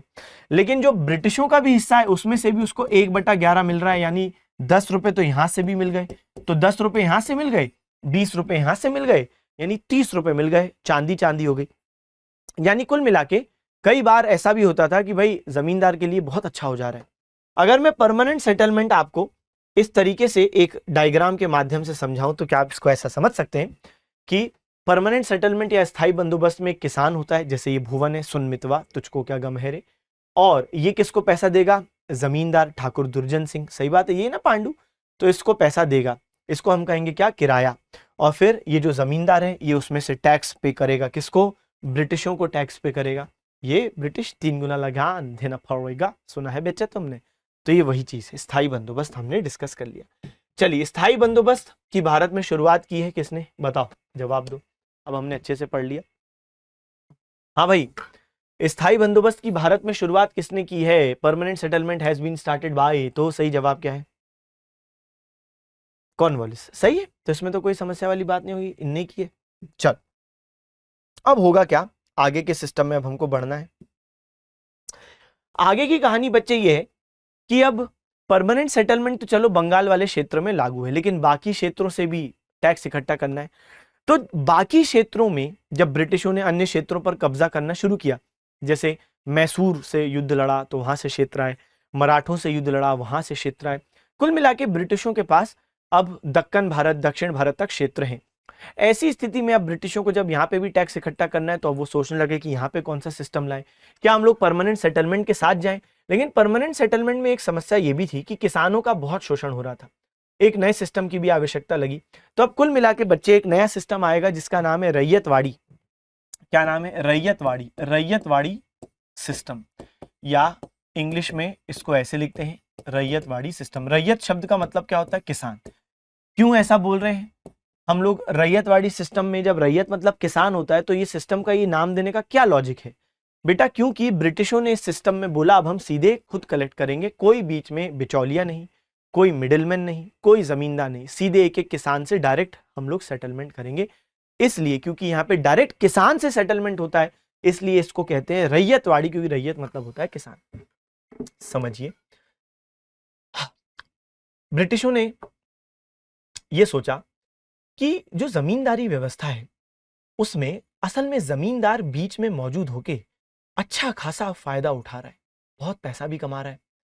ब्रिटिशों ने सोचा कि अगर हम थोड़ी बहुत मेहनत खुद कर लें, एक एक किसान के डायरेक्ट घर खुद जाएं, तो फिर हमारा ये पैसा जो बीच में बिचौलिया जमींदार ले रहा है वो सीधे हमारे पास ही रहेगा। भाई जैसे मान लो आप एक नई सिटी में गए हो और आपको एक मकान ढूंढना है, किराए पे आपको रहना है, तो बच्चे अगर आप मकान किसी ब्रोकर के थ्रू ढूंढ रहे हो तो ऑब्वियस सी बात है उसको कमीशन देनी पड़ेगी। लेकिन अगर आप मकान खुद ढूंढ ले रहे हो तो आपकी वो कमीशन बच जाएगी। तो यहाँ पे ब्रिटिश यही कह रहे हैं कि अगर हम वो टैक्स खुद ही इकट्ठा कर लें सीधे किसानों से तो कोई बिचौलिए का पैसा नहीं देना पड़ेगा। तो रैयतवाड़ी सेटलमेंट में बेसिकली ये होता है। अगर मैं आपको इसको एक इमेज से समझाने का प्रयत्न करूं तो रैयतवाड़ी में बच्चे सीधे किसान से कौन इकट्ठा करेगा? 3 गुना लगान देना पड़ेगा, इकट्ठा करेगा हमारा। तो हमारा ये वाला आदमी यानी ठाकुर दुर्जन सिंह ये एलिमिनेट हो गए, यानी इनका कोई यहाँ पे काम नहीं है। अब बात है कि रैयतवाड़ी सिस्टम सर कहां पर लागू है? चलो समझ गए कि किसान के एक एक के घर जाएंगे। तो सर मतलब क्या यहाँ पे ब्रिटिश इतना ये सिरदर्द पालेंगे? बिल्कुल, एक एक किसान के घर जाएंगे, उनकी जो जमीन है वो मेजर करेंगे और फिर तय करेंगे कि भाई तुम्हारी जमीन बहुत उर्वर है, बहुत फर्टाइल है, तो तुमसे ज्यादा टैक्स लेंगे, तुम्हारी जमीन बंजर है, तुमसे कम टैक्स लेंगे। तो मतलब कुल मिला के मेजरमेंट होगा लैंड का, क्वालिटी देखी जाएगी, उस आधार पर रेट ऑफ टैक्स तय होगा जो उस किसान से सीधे ब्रिटिश लेंगे, कोई बिचौलिया नहीं। अब इसका क्षेत्र कौन सा है? अब आपने थोड़ी देर पहले देखा कि भाई 19% जो ब्रिटिश शासित भारत है उसमें कौन सा सिस्टम था? तो हमने बोला परमानेंट सेटलमेंट। अब यहां पर हम लोग आते हैं रैयतवाड़ी। रैयतवाड़ी कहां पे? तो आपका बॉम्बे प्रांत। तो पहले महाराष्ट्र नाम नहीं था, महाराष्ट्र नाम तो 1960 में आया, लेकिन पहले प्रांत का नाम क्या था? बॉम्बे। तो बॉम्बे हो गया, ठीक है। इसके अलावा मद्रास के अन्य जिले हो गए। आप जानते हो कि मद्रास के कुछ जिलों में परमानेंट सेटलमेंट है जैसा मैंने बताया, लेकिन मद्रास के अधिकतर क्षेत्रों में क्या था? रैयतवाड़ी। अच्छा, इसके अलावा आप देखते हो यहाँ पे तो मैंने एक बल्क में मार्क कर दिया, एक जनरल मोटा मोटा मार्क है। इसका ये मतलब नहीं कि सारे ही क्षेत्र आ गए, कवर हो गए, या हमने कभी कभार कुछ ऐसे भी क्षेत्र जहां पे सिस्टम नहीं था उसको भी यहाँ पे मार्क कर दिया। ये मैंने सिर्फ आपको एक मोटा मोटा मैप में बताने का प्रयास किया है कि एक जनरल आइडिया लग जाए, ठीक है। ऐसा मत बोलना सर आपने जो लकीर बनाई थी वो हल्की केरला में भी चली गई। तो केरला में क्या था भाई? केरला में वहां के खुद के लोग थे, वहां के एक लोकल रूलर थे। मतलब कुल मिला के ऐसा नहीं है कि आपको ये सोचना है कि जो मैंने लकीर बना दी परफेक्टली वहीं पर वो है। एक हम लोग ओवरऑल डिस्कशन कर रहे हैं। मोटा मोटा डिस्कशन कर रहे हैं, क्योंकि ब्रिटिशों के पास पूरे इंडिया पर कंट्रोल नहीं था। ये अगर बात आपको नहीं मालूम तो आप अब सुन लो बेटा, ब्रिटिश इंडिया के 60 यानी 60% एरिया पर डायरेक्टली कंट्रोल करते थे, 40% उनके कंट्रोल में नहीं था। तो सर ये 40% इंडिया पर कौन था? या तो अलग अलग राजा महाराजा थे, जैसे आपने सुना होगा ना, जब हमारा भारत देश आजाद हुआ तब भी इंडिया में 562 प्रिंसली स्टेट्स महाराजा राजा थे। ग्वालियर पे कोई है, कश्मीर पे कोई महाराजा है, हैदराबाद में निजाम है, ऐसे बहुत सारे लोग थे जहां पे ब्रिटिशों का रूल नहीं था। तो ये बात आप अपने दिमाग से निकाल दीजिए, ब्रिटिशर्स इंडिया के 60% हिस्से को डायरेक्टली रूल करते थे, ठीक है, और बाकी तो इंडिया उनके कंट्रोल में था नहीं। तो वो अलग अलग राजा महाराजाओं के पास था, या फिर कुछ अन्य यूरोपियों के पास था, जैसे पुर्तगाली अभी भी इंडिया में 1961 में जाएंगे, गोवा दमन दीव उनके पास। फ्रेंच इंडिया में अब भी है, 1954 में जाएंगे, आपको मालूम है, ठीक है, फ्रेंच लोगों के पास पौंडीचेरी है। तो कुल मिला के ब्रिटिशों के पास पूरा इंडिया नहीं था, लेकिन जितना उनके पास इंडिया है उस इंडिया के 19% पर परमानेंट सेटलमेंट है, और उस इंडिया के जो ब्रिटिशों के कंट्रोल में है उसके 51% हिस्से पर था रैयतवाड़ी सेटलमेंट सिस्टम। यानी कभी कोई आपसे पूछे रैयतवाड़ी व्यवस्था ब्रिटिश शासित भारत के कितने परसेंट हिस्से पर है, तो 51, यानी ब्रिटिशों के पास इंडिया में जितना भी हिस्सा था उसके 51% पर रैयतवाड़ी सेटलमेंट सिस्टम था। चलो अच्छा, अब एक बात है कि सर इसको शुरू किसने किया? तो भाई बिल्कुल इसको शुरू किसने किया, ये तो बहुत इंटरेस्टिंग बात होगी ही, क्योंकि अभी तक हमने दो नाम देख लिए हैं। हमने सबसे पहले बोला इजारेदारी किसने शुरू किया, तो हमने बोला वॉरेन हेस्टिंग्स ने शुरू किया। भाई इजारेदारी किसने शुरू किया? वॉरेन हेस्टिंग्स ने शुरू किया। और अब अगर मैं आपको बोलूं कि सर परमानेंट सेटलमेंट बताइए, परमानेंट सेटलमेंट यानी स्थायी बंदोबस्त, तब आप क्या जवाब देते हो? आप बोलते हो सर लॉर्ड कॉर्नवालिस ने शुरू किया। बहुत बढ़िया। लेकिन अब अगर मैं आपसे पूछूं सर रैयतवाड़ी किसने शुरू किया, तो यहां पर आपको दो नाम बेटा याद रखने पड़ेंगे। रैयतवाड़ी में दो नाम आपको क्यों याद रखने पड़ेंगे? क्योंकि असल में रैयतवाड़ी सबसे पहले एक्सपेरिमेंटल बेसिस पे शुरू हुआ था 1792 में, और इसको शुरू करा अलेक्जेंडर रीड ने। सर एक्सपेरिमेंटल बेसिस क्या होता है? देखो भाई, ये एक नया सिस्टम था और ब्रिटिश लोग ऑब्वियस सी बात है भाई थोड़ा सा डरेंगे। क्यों डरेंगे? क्योंकि आपको जब खुद ही एक एक किसान के घर जाना है तो ये बहुत मेहनत का काम है। तो ब्रिटिशों ने सोचा क्या हम एक एक किसान के घर जा पाएंगे, उनसे टैक्स इकट्ठा कर पाएंगे? तो एक काम करते हैं, पहले एक जिले में इसको लागू करके देखते हैं, अगर ये सफल हुआ तो बड़े एरिया में फिर इसको लागू करेंगे।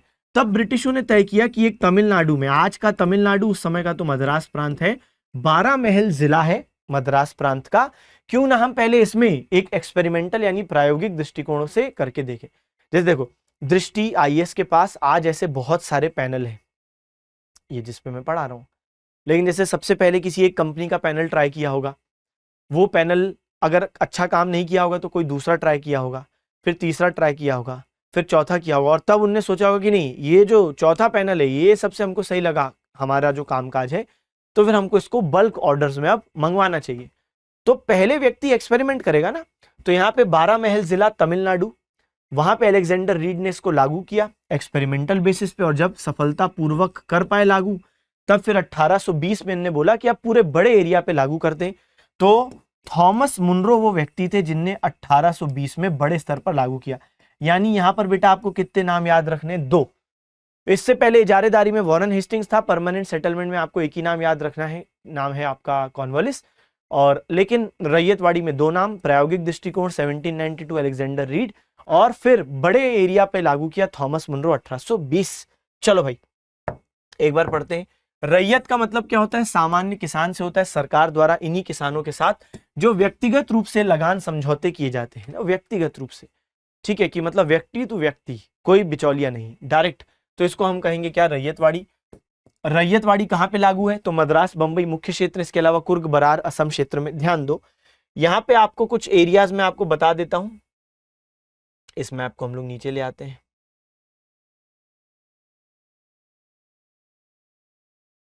हाँ, तो यहां पर देखो आपको दिख रहा है मद्रास और बॉम्बे, लेकिन कुछ और क्षेत्र हैं जैसे कुर्ग। कुर्ग आज एक हिल स्टेशन है कर्नाटका में, लेकिन पहले एक छोटा सा राज्य हुआ करता था। तो भाई जो कुर्ग वाला क्षेत्र है, मतलब कुर्ग पहले एक राज्य था, फिर ब्रिटिशों ने ले लिया, यहाँ पे भी क्या लागू है? तो यहाँ पे भी आपका रैयतवाड़ी। इसके अलावा बरार, बरार कौन सा क्षेत्र है? साउथ एमपी और नॉर्थ महाराष्ट्र वाला है ना। आज मैं अगर बताऊं आपको आज के संदर्भ में, तो साउथ एमपी नॉर्थ महाराष्ट्र, यहाँ पे एक राज्य हुआ करता था बरार। आज कोई बरार नाम का राज नहीं है, लेकिन पहले था। तो ये भी ब्रिटिशों के कंट्रोल में आया। यहाँ पे भी कौन सी व्यवस्था है, रैयतवाड़ी। तो कुल मिला के आप ऐसा याद रखो कि डेक्कन और साउथ इंडिया में ब्रिटिशों ने मेनली रैयतवाड़ी का इस्तेमाल किया। ईस्ट इंडिया में क्या इस्तेमाल किया, परमानेंट सेटलमेंट। ठीक है, तभी मैंने मैप में इसको मार्कआउट किया है। चलो, सबसे पहली बार रैयतवाड़ी बंदोबस्त 1792 में तमिलनाडु के बारामहल जिले में अलेक्जेंडर रीड द्वारा लागू, लेकिन इसे वास्तविक रूप से लागू करने का श्रेय थॉमस मुनरो को दिया जाता है, जिन्होंने 1820 में इसे लागू किया। ओके, तो ये 2 नाम और 2 साल। अच्छा, यह व्यवस्था ब्रिटिश शासित भारत के 51% हिस्से में है, ये मैंने आपको बता दिया। और वो कितने पे है भाई, तो स्थायी बंदोबस्त कितने पे है, तो ये क्वेश्चन लगाओ, बताओ स्थायी बंदोबस्त का बताओ। अच्छे से सुनो, रैयतवाड़ी नहीं पूछ रहा हूं मैं, स्थायी बंदोबस्त बच्चे, यानी कि परमानेंट सेटलमेंट कितने % पर है, 19 आपको अच्छे से मालूम है। रैयतवाड़ी पूछेंगे तो बताना 51, ठीक है। चलो, इस और प्रश्न का जवाब दो। हाँ जी, इसका जवाब जल्दी से देना है।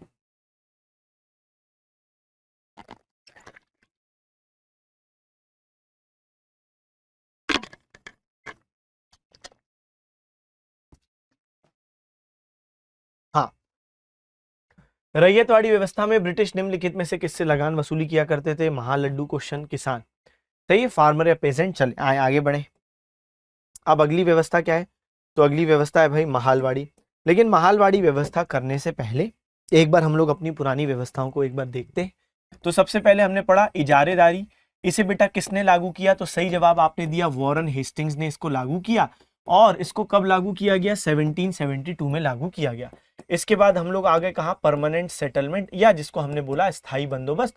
तो परमानेंट सेटलमेंट या स्थायी बंदोबस्त में आप सब बच्चे जानते हैं कि भाई सही नाम क्या है, लॉर्ड कॉर्नवालिस। तो कॉर्नवालिस मैंने यहाँ पे लिख दिया, और कॉर्नवालिस ने इसे कब लागू किया, 93। चलिए आगे बढ़ते हैं। अगला फिर आपने पढ़ लिया अभी अभी जस्ट रैयतवाड़ी। ठीक, ये है आपका रैयतवाड़ी सिस्टम। और इसे किसने लागू किया, तो 2 लोग हैं, अलेक्जेंडर रीड भी हैं और साथ साथ थॉमस मुनरो भी हैं। और दोनों का अलग अलग ईयर है, ये 1792 एक्सपेरिमेंटल बेसिस, ये 1820। चलिए अब देखो अगला सिस्टम क्या है भाई, ये 1 2 3 लास्ट सिस्टम। उसके बाद ये टॉपिक खत्म हो जाता है। इसको हम लोग बोलते हैं महालवाड़ी। अब देखो, महाल शब्द का मतलब होता है गांव। महाल शब्द का मतलब क्या होता है, गांव यानी विलेज। यानी एक बात तो साफ है भाई, यहाँ पे कुछ गांव से लेना देना है। सही है। अब ब्रिटिशों ने बोला कि एक कुछ जो क्षेत्र बचे हुए हैं ब्रिटिश शासित भारत के। अच्छा, एक बात और बहुत इंपॉर्टेंट बेटा, परमानेंट सेटलमेंट कितने % हिस्से पर है ब्रिटिश शासित भारत के, 19। सुनो, रैयतवाड़ी कितने % हिस्से पर है ब्रिटिश शासित भारत, 51। सुनो, तो महालवाड़ी जो बचा हुआ सिस्टम है वो कितने % हिस्से पर होगा, ये तुम अभी भी बता दोगे ऐसे ही, बेसिक मैथ्स। सर लेकिन इजारेदारी खत्म हो चुका है। इजारेदारी को रिप्लेस किया है परमानेंट सेटलमेंट ने। ये खत्म हुआ तो ये आया। ठीक है, तो इजारेदारी जिस क्षेत्र पे था उसी पे तो परमानेंट सेटलमेंट आया, तो ये तो खत्म हो गया, तो ये तो अभी है नहीं, उसको रिप्लेस किया इसने। और परमानेंट सेटलमेंट आपको मालूम है ब्रिटिश शासित भारत के 19% पर है। अच्छा, रैयतवाड़ी, महालवाड़ी और परमानेंट, ये जो तीनों है ना, ये समकालीन है, यानी साइमल्टेनियसली मौजूद थे। इजारेदारी खत्म हुआ तो ये आया, लेकिन ये बाकी तीनों एक टाइम पर अलग अलग क्षेत्रों में मौजूद थे। जैसे ये ईस्ट इंडिया में, और ये डेक्कन और साउथ में, और ये कहां पर होगा, नॉर्थ और नॉर्थ वेस्ट में महालवाड़ी। ब्रिटिश शासित भारत के कितने % हिस्से पर होगा, कॉमन सेंस लगाओ, 30% हिस्से पर होगा। क्योंकि भाई 100 में से 19 और 51 को जोड़ के माइनस कर दो, तो 100 माइनस कितना हो जाएगा, 70, तो ये बचेगा 30, है ना। चलो, महालवाड़ी सिस्टम है क्या, जिनको मैथ समझ में नहीं आया छोड़ दो, पहले इधर ध्यान दो। महालवाड़ी सिस्टम क्या है, अब ब्रिटिशों ने जो बचा हुआ भाई क्षेत्र है, उन्होंने बोला वहां पे भी एक सिस्टम लाते हैं।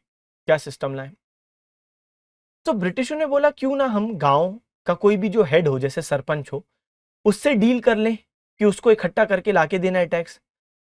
अब आप में से कई सारे बच्चे बोलेंगे सर ये तो परमानेंट सेटलमेंट जैसी बात लग रही है, क्योंकि परमानेंट सेटलमेंट में भी एक बिचौलिया होता है, जमींदार, जो कलेक्शन एजेंट के रूप में काम कर रहा है और पूरे गांव वालों से इकट्ठा कर रहा है। यहां पे भी आप कह रहे हो कि भाई महाल यानी विलेज का कोई हेड है, ब्रिटिश उससे डील करेंगे। जैसे हमने मान लो एक गांव ले लिया पंजाब में, पंजाब में एक गांव है जिसका नाम है सूरजपुर। सूरजपुर गांव का एक सरपंच है रामलाल, कोई बेहतर नाम लेते हैं, बिरजूमल, बिरजू हो चुका है, और कोई बेहतर नाम लेते हैं, सरपंच का क्या नाम रखें, घनश्याम दास, ये हुआ सरपंच टाइप नाम, इसमें आ रहा है मजा। तो घनश्याम दास सूरजपुर गांव के सरपंच हैं। ब्रिटिशों ने इनको बुलाया कि आइए, नमस्कार, बैठिए। घनश्याम दास जी, हम आपको एक टास्क दे रहे हैं, आपको सूरजपुर गांव से 5,000 रुपए का टैक्स इकट्ठा करना है हमारे लिए। तो घनश्याम दास बोलेगा इसमें मेरा क्या फायदा। ब्रिटिश बोलेंगे कि तुम जो काम कर रहे हो उसके लिए हम तुम्हें फीस देंगे, तुम 5,000 रुपए इकट्ठा करके आओ, हम तुम्हें 50 रुपए देंगे। अब ये जो घनश्याम दास है ये गांव जाएगा सूरजपुर, और सारे गांव वालों की एक सभा, एक बैठक, पंचायत आयोजित करेंगे। और तब गांव वाले जब सब आ जाएंगे और तब ये कहेगा कि सुनो गांव वालों, ये गांव में 2,000 लोग हैं और ब्रिटिशों ने बोला है कि 5,000 रुपए इस गांव से उनको चाहिए। तो अब हम सब 2,000 लोगों की जिम्मेदारी है कि हम सब थोड़ा थोड़ा पैसा मिलाएं और 5,000 रुपए इकट्ठा करके ब्रिटिशों को दें। अब 2,000 लोग हैं सूरजपुर गांव में और 5,000 इकट्ठा करना है, लेकिन किसी के पास गांव में ज्यादा जमीन है, किसी के पास कम जमीन है। तो क्या बोलेंगे घनश्याम दास, सुनो विजय, तुम्हारे पास सबसे ज्यादा जमीन है गांव में, तो तुम्हें देना है 200 रुपए। सुनो विमला, तुम्हारे पास थोड़ी कम जमीन है, तुम्हें देना है 180 रुपए। सुनो भाई मदन, तुम्हें देना है 150 रुपए। इस प्रकार घनश्याम दास अलग अलग गांव वालों को उनके भूमि के हिसाब से अलग अलग शेयर बोलेंगे कि तुमको देना है, और जब सबका पैसा मिलेगा तो वो 5,000 रुपए बनना चाहिए। ये 5,000 गांव वाले देंगे सरपंच को, सरपंच दे के आएगा ब्रिटिशों को। ये है महालवाड़ी। अब महालवाड़ी में समस्या आप लोगों को ये आती है कि सर ये तो परमानेंट सेटलमेंट जैसा है, लेकिन इसमें और परमानेंट सेटलमेंट में फर्क है। परमानेंट सेटलमेंट में जो जमींदार था वो पूरे गांव का मालिक बना दिया गया था। याद करो, पांडु पूरे गांव का मालिक है। यहां पर जो घनश्याम दास है वो पूरे गांव के मालिक नहीं बनाए गए, जमीन के मालिक अभी भी अलग अलग गांव वाले ही हैं। ये सिर्फ कलेक्शन एजेंट है, और यहां पे जमींदार गांव का मालिक बन गया था, कलेक्शन एजेंट नहीं है। यही तो मैं समझा रहा था आपको। तो भाई वो कलेक्शन एजेंट नहीं है, वो तो जमीन का मालिक है ना जमींदार। पांडु परमानेंट सेटलमेंट में वो चाहे तो जिसको चाहे निकाल सकता है, जिससे चाहे टैक्स बढ़ा के ले सकता है, लेकिन यहां पर घनश्याम दास किसी को नहीं निकाल सकते क्योंकि वो जमीन के मालिक ही नहीं, तो आप कैसे निकालोगे, और जिससे चाहे टैक्स कैसे बढ़ा दोगे। तो कुल मिला के यहां पे महालवाड़ी में और परमानेंट सेटलमेंट में रिलेशंस हैं। ये इसका ही एक मॉडिफाइड फॉर्म है, एक परिवर्तित रूप है, लेकिन इसमें कुछ चेंजेस हैं। यहां पर जो सरपंच है वो पूरे जमीन का मालिक नहीं है सूरजपुर का, सॉरी सूरजपुर कह रहा, सूरजपुर गांव लिया ना हमने, हाँ सूरजपुर गांव का मालिक नहीं है। तो यहां पे मैं लिख देता हूं, तो सूरजपुर गांव का मालिक नहीं है भाई, कौन, घनश्याम दास, लेकिन यहां पे मालिक था पांडु अपने उस गांव का। तो कुल मिला के एक ही बहुत बड़ा फर्क हो गया। अच्छा, दूसरा फर्क क्या है, हमने बोल दिया कि ये किसी को निकाल नहीं सकता सूरजपुर गांव से, कौन, घनश्याम दास। अब आपके मन में एक और डाउट आ रहा होगा कि सर जब घनश्याम दास किसी को निकाल नहीं सकता तो लोग डरेंगे क्यों उससे, और जब लोग डरेंगे नहीं तो लोग इसको टैक्स देंगे क्यों। जैसे मान लो कि घनश्याम दास ने जब सभा आयोजित की और उसने बोला मदन को कि तुमको 150 रुपए देना, और मदन ने मना कर दिया, मैं नहीं दूंगा 150, आप जो करना चाहो करो। ऐसे तो सब लोग मना कर देंगे, लेकिन ऐसा होता नहीं था। इसलिए क्योंकि जैसे मान लो मदन ने मना किया कि मैं 150 नहीं दूंगा, अब अगर वो 150 नहीं देगा तो बाकी गांव वालों को अपना शेयर बढ़ाना पड़ेगा, क्योंकि ब्रिटिशों को तो 5,000 रुपए चाहिए, मतलब चाहिए। तो मदन के पैसे ना देने से खुद का शेयर, बाकी लोगों का थोड़ा थोड़ा शेयर बढ़ेगा, क्योंकि उसने 150 नहीं दिए हैं तो बाकी लोगों को तो अब 150 बढ़ाने पड़ेंगे अपने अपने शेयर में कुछ करके। इससे बाकी लोगों का नुकसान हुआ, तो बाकी लोग क्या करेंगे, मदन का सोशल बॉयकॉट कर देंगे, सामाजिक बहिष्कार, कोई बात नहीं करेगा, कोई कपड़े नहीं देगा, कोई खाना नहीं देगा, कोई सामान नहीं बेचेगा, जो भी है। तो कुल मिला के मदन क्या बोलेगा, अरे मेरा बॉयकॉट मत करो, मैं अपना शेयर दे रहा हूं। यानी कि महालवाड़ी व्यवस्था में सोशल प्रेशर भी एक बहुत इंपॉर्टेंट चीज थी, सामाजिक दबाव बनता था, है ना। अब यहां पे तो भाई इसलिए व्यक्ति दे रहा है क्योंकि उसको निकाल देंगे, यहां पे तो ब्रिटिशों को इसलिए कोई व्यक्ति दे रहा है क्योंकि ब्रिटिश उसको निकाल देंगे। यहां पे कौन निकालेगा, सरपंच निकाल नहीं सकता, तो कौन निकालेगा। तो यहां पे लोग देते इसलिए थे, नहीं तो बाकी लोग जो है वो प्रेशर डालेंगे ना, ठीक है, कि तुम्हें देना है मदन, तुम नहीं दोगे तो हम तुमसे बात नहीं करेंगे, तो मदन को देना है। चलो भाई, तो कुल मिला कि ये महालवाड़ी व्यवस्था हो गई। अब महालवाड़ी व्यवस्था किसने लागू की, जैसे यहाँ पे इजारेदारी Warren Hastings, permanent settlement Cornwallis, और हमने रैयतवाड़ी में अलेक्जेंडर रीड और थॉमस मुनरो, दो नाम देखे। महालवाड़ी में भी आपको कुछ दो नाम याद रखने। सबसे पहली बात, इसका सजेशन 1819 में दिया गया था। एक व्यक्ति थे जिनका नाम है हॉल्ट मैकेंजी, अभी आपको थ्योरी में मैं बताऊंगा। तो हॉल्ट मैकेंजी ने इसका सुझाव, उसका सजेशन दिया था 1819 में, और फिर इसे 1822 में लागू करवा दिया। मैकेंजी ने सुझाव भी दिया और लागू भी करवा दिया, लेकिन इसमें बहुत सारी कमियां थी, बहुत सारे इसमें ड्रॉबैक्स थे। उन कमियों को दूर करके साल 1833 में विलियम बेंटिंक ने इसे लागू किया। जो गवर्नर जनरल थे विलियम बेंटिंक, इनने इसको कमियों को दूर करके फिर से इसको लागू किया। मैं अपनी बात फिर रिपीट करता हूं। महालवाड़ी सिस्टम का सजेशन, सुझाव 1819 में हॉल्ट मैकेंजी, लागू किसने किया? Holt Mackenzie 1822। लेकिन इसे कमियों को दूर करके फिर से लागू किसने किया? William Bentinck. तो दो बार लागू किया गया, 1822 और 1833। ठीक है, चलिए, तो ये है महालवाड़ी सिस्टम। इस बंदोबस्त के अंतर्गत अंग्रेज उस मुखिया के प्रधान से समझौता करते थे जो सामूहिक रूप से पूरे गांव से कर वसूली करते थे। This system assigned the task of revenue collection and deposition to a village headman और any influential landlord of the village. Mahalwari व्यवस्था को लाने का श्रेय हॉल्ट मैकेंजी को दिया जाता है। इनने 1819 में सुझाव दिया, 1822 में इसको लागू किया। तो मैं यहाँ पे लिख देता हूँ, स्टेटमेंट नहीं लिखी हुई है, 1822 में लागू। ठीक है भाई, तो इम्प्लीमेंटेड इन 1822, इम्प्लीमेंटेड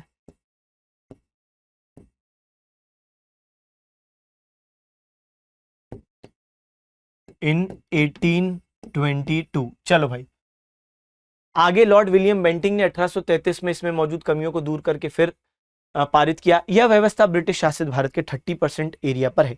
अच्छा, इसका एरिया कौन सा है? वैसे तो आप गेस कर लिए होगे, नॉर्थ नॉर्थ वेस्ट, फिर भी हम देख लेते हैं। जैसे गंगा घाटी के क्षेत्र हो गए, मध्य भारत के क्षेत्र हो गए, पंजाब व उत्तर पश्चिमी सीमा प्रदेश। मैं मैप में बता रहा हूं आपको, परेशान ना हो। कहाँ गया मैप हमारा? हाँ भाई, इस मैप में इधर ध्यान दो भाई। यहाँ पे आपका बंगाल वाले एरिया में मेनली क्या है? Permanent settlement. डेक्कन और साउथ में क्या है? आपका रैयतवाड़ी। तो यहाँ पे जो बचे हुए क्षेत्र हैं, जैसे ये पाकिस्तान आपको दिख रहा है, लेकिन पहले तो पाकिस्तान था नहीं ना उस समय। तो यहाँ पे आप देखोगे एक उत्तर पश्चिमी सीमांत प्रांत नाम का एक राज्य था, प्रांत था। आज उसको पाकिस्तान ने नाम दिया है खैबर पख्तूनख्वा, खैबर पख्तूनख्वा, लेकिन पहले उसका नाम था उत्तर पश्चिमी सीमांत प्रांत। क्यों? क्योंकि उत्तर पश्चिम में था और सीमांत, इंडिया की सीमाएं अंत होती थी। North west, north western frontier, frontier मतलब बॉर्डर, तो वहां पे एंड होती थी ना, इसलिए। तो यहाँ पे भी था क्या? महालवाड़ी। इसके अलावा आप देखो पंजाब वाले क्षेत्र में था, ये जो गंगा घाटी वाले आपके क्षेत्र है, यहाँ पे भी था। कलर हम चेंज कर लेते हैं ना, नहीं तो कलर में कंफ्यूजन होगा। हाँ, कलर हम कौन सा ले लें भाई? ब्लू ले लेते हैं। चलो, तो NWFP हो गया आपका, पंजाब वाला क्षेत्र हो गया, ये हो गया गंगा घाटी के क्षेत्र। मध्य भारत के कई सारे क्षेत्र थे, ठीक है, और ये गंगा घाटी के क्षेत्र हो गया। कुल मिला के इस क्षेत्र में था, और कितना परसेंट है? तो 30% ऑफ ब्रिटिश इंडिया। चले भाई, तो ये हमने पूरा यहाँ पे कंप्लीट कर लिया। एक क्वेश्चन है, इसका जवाब दो। तो महालवाड़ी व्यवस्था ब्रिटिश शासित भारत के कितने परसेंट हिस्से में? अभी अभी हमने किया 30% पे है, तो बहुत ही ज्यादा फैक्चुअल क्वेश्चन है। हाँ भाई, महालवाड़ी बंदोबस्त निम्नलिखित में से किस क्षेत्र में मौजूद नहीं था? चलो भाई, महालवाड़ी किस क्षेत्र में मौजूद नहीं है? कहाँ मौजूद नहीं है? पंजाब में है, उत्तर पश्चिमी सीमांत प्रांत में भी है, और मध्य प्रांत अभी अभी मैंने दिखाया। मध्य प्रदेश नाम बहुत बाद में आया, पहले मध्य प्रांत था, तो वहां पे भी है। बंगाल में नहीं है, क्योंकि बेटा बंगाल में तो आप सब जानते हो क्या है? स्थायी बंदोबस्त है ना, परमानेंट सेटलमेंट। चले, तो ये भी हमने बात समझ ली। चलो भाई, अब हमें कहाँ बढ़ना है? अब हमें बढ़ना है हमारे अगले टॉपिक की तरफ, जिसका नाम क्या है? तो सामाजिक धार्मिक सुधार आंदोलन, जिसका नाम है। चलो,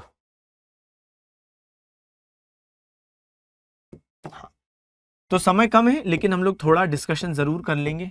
तो सोशियो रिलीजियस रिफॉर्म्स, ठीक है भाई, तो सामाजिक धार्मिक आंदोलन।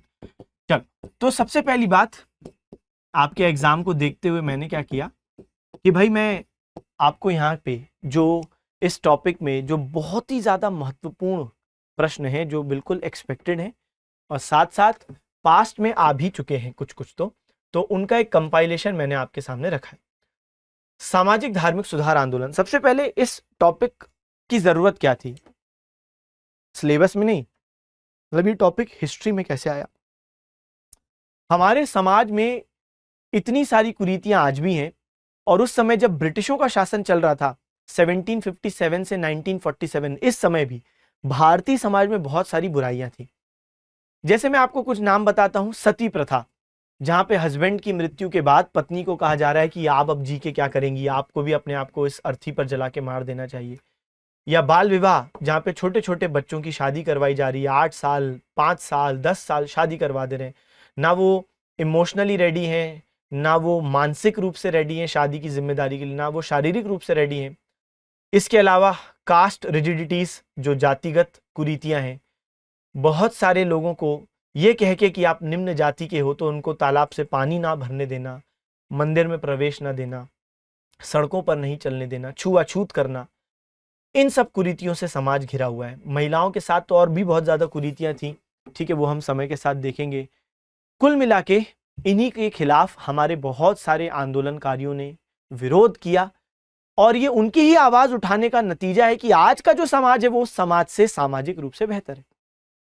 जो ब्रिटिशों के टाइम पे समाज था उसकी तुलना में आज का समाज बेहतर है। तो हमें थैंकफुल रहना चाहिए उन लोगों के लिए जिनने उस समय आवाज उठाई। और आज तो फिर भी सोसाइटी ऐसी है कि आप कोई कुरीति के खिलाफ आवाज उठाओ तो कुछ आपको मतलब बहुत आसानी से सपोर्टर मिल जाएंगे, सोशल मीडिया पे कई लोग सपोर्ट कर देंगे। लेकिन ये वो जमाना था जिनको हम पढ़ रहे हैं। यहाँ पे तो जब आप आवाज उठा रहे हो तो आप मान के चलो 100 में से 99 लोग आपके खिलाफ हैं। उस समय आवाज बुलंद कर पाना, उस समय के रूढ़िवाद, जो इतना भयंकर रूढ़िवादी समाज था उसके खिलाफ, कट्टर रूढ़िवादी समाज, उसके खिलाफ बोल पाना बहुत हिम्मत का काम था। और बहुत सारे ऐसे आंदोलनकारियों ने बहुत ज्यादा समाज से गालियां सुनी है। उस समय के जो रूढ़िवादी लोग थे उन्होंने बहुत बुरा भला इन्हें कहा, लेकिन ये अपना काम करते रहे और इन्होंने समाज बदला, इसलिए हमारा टॉपिक बन गया। चलो आओ, सबसे पहला प्रश्न, भारतीय पुनर्जागरण के जनक किसे माना जाता है? पुनर्जागरण क्यों? देखो, प्राचीन भारत जब हम पढ़ेंगे तो वहां पर हम देखते हैं ऋग्वैदिक काल आता है ना। आपने सुना होगा ऋग्वेद, नहीं तो आपने सुना होगा आर्य सभ्यता, सुना है आपने। तो जो आर्य लोग थे, आर्य संस्कृति कहूं ज्यादा उचित रहेगा, सभ्यता नहीं, तो जो आर्य संस्कृति थी, तो वहां पे हम लोग ऋग्वैदिक काल देखते हैं और वहां पे हम देखते हैं कि एक समाज था जहां पे चाइल्ड मैरिज, बाल विवाह नहीं था, सती व्यवस्था नहीं दिखती है, विधवाओं की शादियां हो जाती थी, कास्ट रिजिडिटीज यानी जातिगत कुरीतियां नहीं थी। तो समाज बहुत अच्छा था ऋग्वैदिक काल में। लेकिन समय के साथ लोगों ने इसमें अपने अपने परिवर्तन डाले और फिर हमने देखा समाज हो गया दूषित। तो यहाँ पे किसने सबसे पहले भारतीयों की आंखें खोली कि देखो भारतीय लोगों, तुम लोग वो पुराना समय देखो कितना शानदार था और ये वाला समय देखो कि क्या हो गए हम। तो हमारा जो वो समय था पुराना ऋग्वैदिक काल वाला, जब हम जागृत थे, उस समय को पुनः जागृत करने का प्रयत्न किसने किया?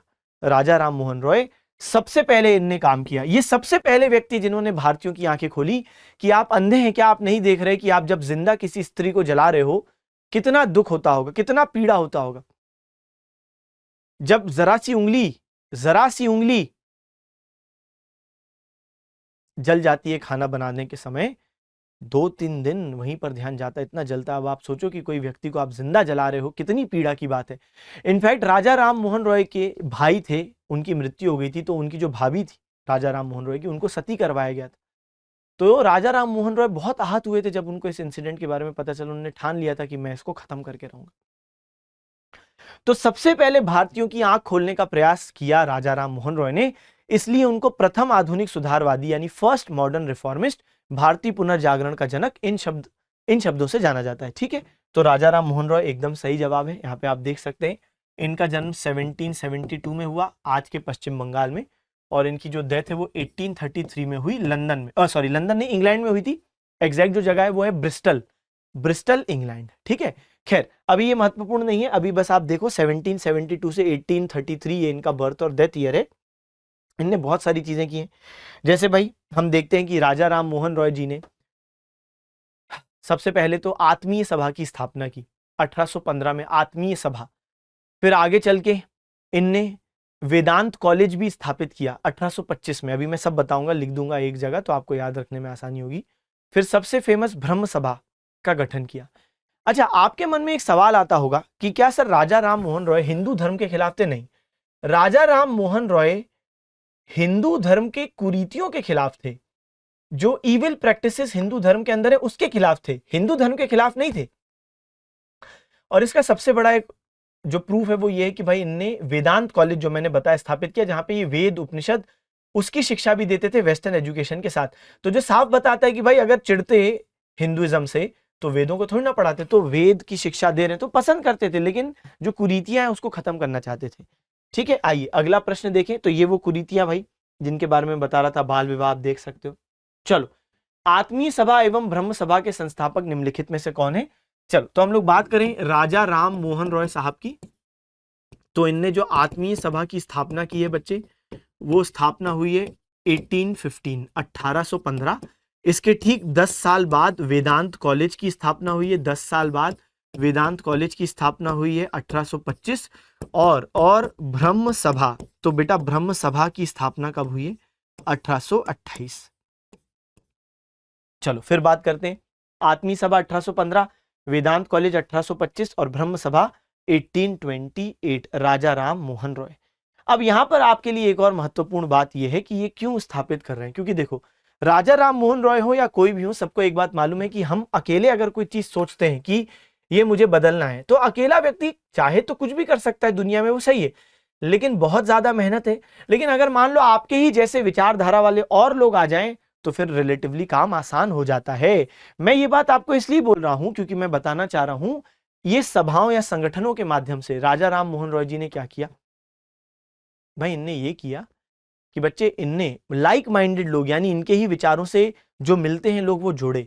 तो कुल मिला के आत्मीय सभा या वेदांत कॉलेज ब्रह्म सभा, इनने लाइक माइंडेड लोग जोड़े, क्योंकि ये अकेले सती प्रथा का विरोध करेंगे तो बहुत कम चांस है कि सफल हों, लेकिन जब इनके साथ बहुत सारे लोग आ जाएंगे तब सफलता के चांस बढ़ जाएंगे। जैसे क्लास में एक बच्चा मुझसे कहे कि सर कल छुट्टी कर दीजिए, तो मैं कहूंगा बिल्कुल नहीं। लेकिन अगर मान लो कि 100 बच्चे कहें कि सर कल छुट्टी कर दीजिए, जवाब मेरा भी वही रहेगा, बिल्कुल नहीं। लेकिन कम से कम 100 बच्चे जब बोलेंगे तो ज्यादा वजन बढ़ेगा। तो मैं एक बार सोचूंगा कि अरे कल क्या है ऐसा, क्या मुझे कल छुट्टी करनी चाहिए कि नहीं। अंत में मैंने फैसला किया नहीं करनी चाहिए, लेकिन कम से कम वजन तो ज्यादा बढ़ा। तो मैं भी वही कह रहा हूं। और राजा राम मोहन रॉय के प्रयासों की वजह से ही अंततः ब्रिटिश सरकार ने 1829 में सती उन्मूलन अधिनियम यानी अबॉलिशन ऑफ सती एक्ट पास कर दिया। ठीक है, चलें, तो सही जवाब क्या है भाई? ये राजा राम मोहन रॉय ने स्थापित किया संगठन। किस मुगल बादशाह ने राम मोहन रॉय को राजा की उपाधि दी? तो ओरिजिनल नाम इनका राम मोहन रॉय है, राजा किसने बोला? तो एक मुगल बादशाह थे जिनका नाम था अकबर शाह द्वितीय। असल में अकबर शाह द्वितीय को ब्रिटिशों द्वारा पेंशन मिलती थी। मैंने आपको एक टॉपिक पढ़ाया था बक्सर का युद्ध। बक्सर के युद्ध के बाद हुई थी इलाहाबाद की संधि। इलाहाबाद की संधि में मुगल बादशाह जो बक्सर का युद्ध लड़े थे, शाह आलम द्वितीय, उनको हटा दिया था दिल्ली से और ब्रिटिशों ने भेज दिया था इलाहाबाद, याद करो। और उनको बोला था आपको 26 लाख रुपए वार्षिक पेंशन देंगे। मैंने तब भी ये बात कही थी, सबसे पहले मुगल बादशाह जो ब्रिटिश पेंशनर बनते उनका नाम होता है शाह आलम द्वितीय। शाह आलम द्वितीय के बाद और भी कमजोर मुगल बादशाह है, उनमें से एक थे अकबर शाह द्वितीय, इनको भी पेंशन मिलती थी, लेकिन ब्रिटिशों ने एक बार इनकी पेंशन बंद कर दी। तब इनने रिक्वेस्ट किया राजा राम मोहन रॉय से कि प्लीज आप लंदन जाइए, ब्रिटिशों को कन्विंस कीजिए मेरी पेंशन शुरू करें। राजा राम मोहन रॉय इनके निवेदन पर लंदन गए, ब्रिटिशों को प्रयास किया कि कन्विंस कर पाए, लेकिन वो कन्विंस नहीं कर पाए, इनकी पेंशन वापस शुरू नहीं हुई। लेकिन जो राम मोहन रॉय ने प्रयास किया उससे खुश होकर इनने उनको राजा की उपाधि दी। ठीक है, चलिए, निम्नलिखित में से किस गवर्नर जनरल के शासनकाल में सती उन्मूलन अधिनियम पारित हुआ? बेटा जो विलियम बेंटिंग है ना, विलियम बेंटिंग, उनके टाइम पर बहुत सारी ऐसी चीजें हुई हैं, जैसे सती प्रथा उन्मूलन अधिनियम 1829। इसके अलावा आप जानते हैं ठगी को खत्म करने के लिए भी उन्होंने बहुत प्रयास किया। सर ये ठगी क्या होती है? ठग कौन होते हैं? ठग कौन होते हैं आप जानते हो? जो पैसा लूट रहे हैं। अब ये हुआ था कि ब्रिटिशों के टाइम पर ये ठगी की एक समस्या बहुत ऐसे बढ़ गई कि बहुत सारे लोग ठग रहे हैं, यानी राहगीरों को लूट रहे हैं, डकैती कर रहे हैं, घरों में चोरियां हो रही हैं। तो ब्रिटिश बहुत परेशान थे कि कई सारे ब्रिटिश अधिकारियों के यहाँ पे भी चोरी हुई, उनको भी लूटा गया, ठगा गया। तो ऐसे स्थिति में विलियम बेंटिंग ने, एक व्यक्ति थे कर्नल स्लीमैन, उनको जिम्मेदारी दी कि भाई मैं आपको ये काम दे रहा हूं कि आप ये ठगी प्रथा खत्म करो। और तब स्लीमैन ने बहुत धरपकड़ की, बहुत सारे ठगों को मारा, फांसी भी दे दी, कैद किया, बहुत सारी चीजें की और ठगी प्रथा इस प्रकार से रोकी गई। तो कुल मिला के एक तो विलियम बेंटिंग ठगी प्रथा, एक सती प्रथा, इसको रोकने के लिए जाने जाते हैं। इनके अलावा अगर मैं इसमें और एक एड ऑन करूं तो एक है फीमेल इन्फेंटिसाइड। फीमेल इन्फेंटिसाइड क्या होता है? आज भी हो रहा है भाई, बहुत अफसोस की बात है, सोचो इतने सालों से हम रोक नहीं पा रहे, यानी कन्या भ्रूण हत्या। तो हमारे देश में जो एक मेल चाइल्ड की जो एक ख्वाहिश है कि जो लड़का पैदा हो हमारे यहाँ, क्योंकि वही हमारा भविष्य होगा, हमारा वंश आगे बढ़ाएगा, पैसा कमा के देगा, ये जो फालतू की बातें हैं और एकदम कुरीतियां हैं, कुप्रथाएं हैं, बेकार सोच है। आप लड़की को अगर अच्छा पढ़ाते हो तो लड़की भी कमा के दे सकती है भाई। और आप बोलते हो कि अरे लड़की तो बर्डन है, दहेज देना पड़ेगा, तो दहेज खत्म करो ना। मतलब आप समझो कि समाज हमारा कभी कभार इतना कायर हो जाता है कि जो लोग ऐसा करते हैं, कन्या भ्रूण हत्या करते हैं, वो कितने कायर हैं इस सेंस में कि आप कह रहे हो कि दहेज देना पड़ेगा लड़की के लिए, इसलिए उसको अभी मार दो। वाह, आप दहेज प्रथा खत्म करने की हिम्मत करो ना, आप ये कहो ना हम दहेज नहीं देंगे, खत्म। लेकिन आप लड़की को खत्म कर रहे हो, वहां पे आप हिम्मत समझ रहे हो, एक छोटा बच्चा आप मार रहे हो। आप हिम्मत रखो और आप खत्म करो व्यवस्था की, अब दहेज ही नहीं देंगे। ठीक है, हम तो समाज ने खुद की एक व्यवस्था बनाई दहेज, और फिर वो उसमें इतना ज्यादा उलझ गया, निकल नहीं पाया, तो उन्होंने बोला अब लड़कियों को ही मारो क्योंकि ये व्यवस्था खराब है। वाह भाई वाह, व्यवस्था खराब है तो उस व्यवस्था को नहीं बदल रहे, बच्चे को मार रहे हैं। तो कुल मिला के तब इनने प्रयास किए थे विलियम बेंटिंग ने कि फीमेल इन्फेंटिसाइड खत्म करें, लेकिन ऑब्वियस सी बात है वो प्रयास अभी तक चल ही रहा है, अभी भी चोरी छुपे हो रहा है ना। ठीक है, चलें, तो ये प्रयास है भाई, इंडिया में प्रयास ही होते हैं, चीज लागू होने में समय लग जाता है। तो विलियम बेंटिंग 3 चीजों के लिए जाने जा रहे हैं। और देखिए, निम्नलिखित में से कौन सा समाचार पत्र राजा राम द्वारा निकाला गया? तो बेटा संवाद कौमुदी, मिरातुल अखबार, बंगदूत, उपयुक्त सभी। सही जवाब है उपयुक्त सभी। संवाद कौमुदी भी निकाला गया है राजा राम मोहन रॉय के द्वारा। इनकी भाषा कौन सी है? बंगाली। तो बंगाली भाषा में बेटा संवाद कौमुदी, ठीक है, तो ये बंगाली है। मिरातुल अखबार फारसी या पर्शियन में है, फारसी या पर्शियन में है मिरातुल अखबार। बंगदूत बेटा किस भाषा में है? बंगदूत, बंगदूत हिंदी भाषा में, ठीक है, तो बंगदूत हिंदी भाषा में। मिरातुल अखबार फारसी, फारसी मतलब होता है पर्शियन, तो जो ईरान वाला क्षेत्र है, ईरान, तो उस क्षेत्र से उदय हुई एक भाषा पर्शियन या फारसी। ठीक है, बाकी तो सिंपल ही है। चलें, तो कुल मिला के ऑल ऑफ दी अबव। तो इसलिए राजा राम मोहन रॉय ने बहुत सारे न्यूज़पेपर शुरू किए उस टाइम पे, अपनी बात को जनता तक पहुंचाने का एक बहुत ही अच्छा मीडियम था। और 1833 में उनकी ब्रिस्टल इंग्लैंड में डेथ हो जाती है। ठीक है भाई, चल आगे बढ़े। हाँ, अब अगला देखो भाई, थोड़ी देर में फिर हम लोग खत्म करेंगे, फिर नेक्स्ट क्लास में सामाजिक धार्मिक सुधार आंदोलन को हमको कंटिन्यू करना है। ठीक है, चलो आओ। तत्वबोधिनी सभा के संस्थापक कौन है? Who was the founder of Tattvabodhini सभा? तो सही जवाब क्या है भाई, जल्दी से दो। तत्वबोधिनी सभा, ये भी एक सामाजिक धार्मिक सुधार संगठन है, और हिंदू धर्म में जो कुरीतियां थी उनको दूर करने के लिए ये देवेंद्र नाथ टैगोर साहब ने शुरू किया। देवेंद्र नाथ टैगोर रविंद्रनाथ टैगोर के पिताजी हैं। उनने तत्वबोधिनी सभा शुरू की, और इसी नाम से उनने एक पत्रिका भी शुरू की थी, तत्वबोधिनी पत्रिका। तो 1839 में इनने तत्वबोधिनी सभा बनाई। तो राजा राम मोहन रॉय का संगठन क्या है? ब्रह्म सभा। और देवेंद्र नाथ टैगोर का क्या है बच्चे? तो सही जवाब है तत्वबोधिनी सभा। ये हो गई बात, और इसी नाम से तत्वबोधिनी पत्रिका। यहां पर आप देख सकते हैं, ये हैं कौन? तो देवेंद्र नाथ टैगोर साहब पिताजी, ये उनके छोटे बेटे रविंद्रनाथ टैगोर, और ये उनके बड़े बेटे देवेंद्र नाथ टैगोर के बड़े बेटे यानी रविंद्रनाथ टैगोर के बड़े भाई सत्येंद्र नाथ टैगोर। तीनों ही बहुत टैलेंटेड हैं, पूरी फैमिली टैलेंटेड है। इनने तो तत्वबोधिनी सभा स्थापित की, बिल्कुल सर, ठीक है। इनने एक न्यूज़पेपर भी निकाला था जिसका नाम है इंडियन मिरर। क्या नाम है बच्चे? Indian mirror. तो इंडियन मिरर नाम का एक इनका न्यूज़पेपर भी था, इंडियन मिरर। तो एक तो तत्वबोधिनी पत्रिका, लेकिन एक इंडियन मिरर नाम का इनका एक न्यूज़पेपर भी है, इंडियन मिरर, देवेंद्र नाथ टैगोर। अच्छा, रविंद्रनाथ टैगोर की बात करें, आप सब जानते हो 1913 में इनको नोबेल प्राइज मिला गीतांजलि के लिए। इनफैक्ट ये फर्स्ट नॉन यूरोपियन है जिनको नोबेल प्राइज मिला था लिटरेचर में। लिटरेचर साहित्य नोबेल प्राइज बहुत सारी श्रेणियों में दिया जाता है, तो इनको लिटरेचर में मिला था नोबेल प्राइज। गीतांजलि इनकी पोयम थी, उसके लिए साहित्य कैटेगरी में, ठीक है। अच्छा, यहां पे बात करें सत्येंद्र नाथ टैगोर, ये भी बहुत टैलेंटेड है। ये पहले इंडियन है जिन्होंने इंडियन सिविल सर्विस एग्जाम निकाला। जैसे आज मैं बोलता हूं ना यूपीएससी आईएएस एग्जाम, तो पहले उसको बोलते थे इंडियन सिविल सर्विस एग्जाम। सबसे पहले इन्हें निकाला था, 1863 में क्रैक किया था। कितनी बड़ी बात है।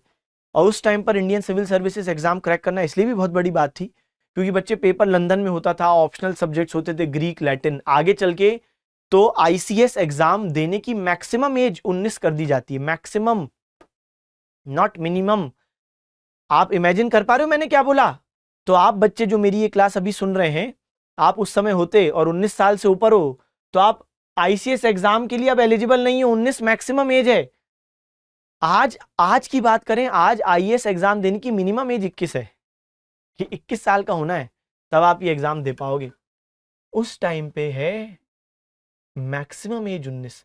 यानी अगर किसी व्यक्ति को आईसीएस एग्जाम निकालना है तो 16-17 साल में तैयारी शुरू करनी पड़ेगी, तभी तो निकाल पाएगा। अब आप सोचो 16-17 साल में आईएएस की तैयारी शुरू करना और फिर 1-2 साल में निकालना है, क्योंकि 19 मैक्सिमम एज है, तो ये इसलिए बहुत बड़ी बात थी। खैर उस टाइम पे एज मैक्सिमम नहीं थी 19, ये आगे चल के हुई थी, लेकिन तब भी बहुत बड़ी बात थी। लंदन में जाके पढ़ना, ग्रीक लैटिन जैसे सब्जेक्ट पढ़ना।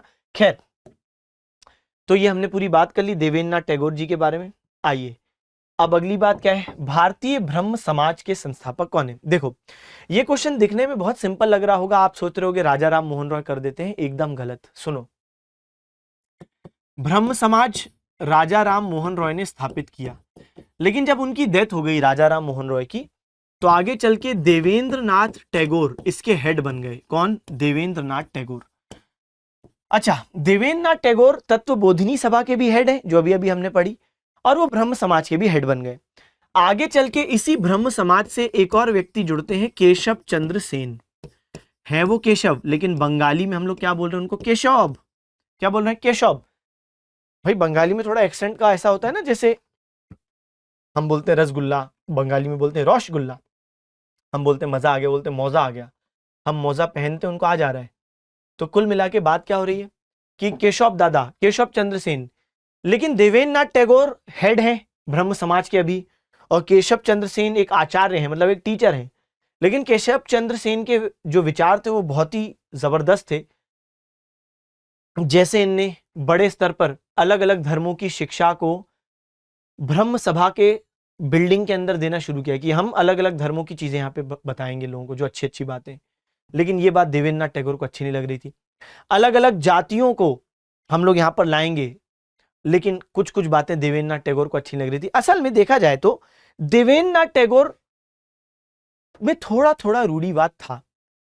इसी के चक्कर में वो एक कॉन्फ्लिक्ट में थे, क्योंकि केशव चंद्र सेन के विचार बहुत ज्यादा उदार थे, लिबरल थे, और इनके विचार ऐसे थे कि बहुत पॉपुलर भी हुआ ब्रह्म सभा, क्योंकि बहुत सारे धर्म और जातियों के लोग ब्रह्म सभा से जुड़े। इनफैक्ट ब्रह्म सभा की ब्रांच बाहर भी खुलने लगी, कलकत्ता के, इनफैक्ट बंगाल के बाहर भी खुलने लगी केशव चंद्र सेन की वजह से। लेकिन एक मयान में दो तलवारें नहीं रह सकती। ये बहुत तेजी से लोकप्रिय हो रहे थे, पॉपुलर हो रहे थे ये, और इनके विचार बहुत सारे लोग इनको पसंद कर रहे थे कि वाह, अलग अलग जाति और धर्म के लोग। लेकिन ये बात देवेंद्रनाथ टैगोर को उतनी अच्छी लग नहीं रही थी। तो अब देवेंद्रनाथ टैगोर ने इनको डिसमिस कर दिया, और इस बात से नाराज होकर इनने अपना एक अलग संगठन स्थापित किया, और उस संगठन का नाम है भारतीय ब्रह्म समाज। क्या नाम है?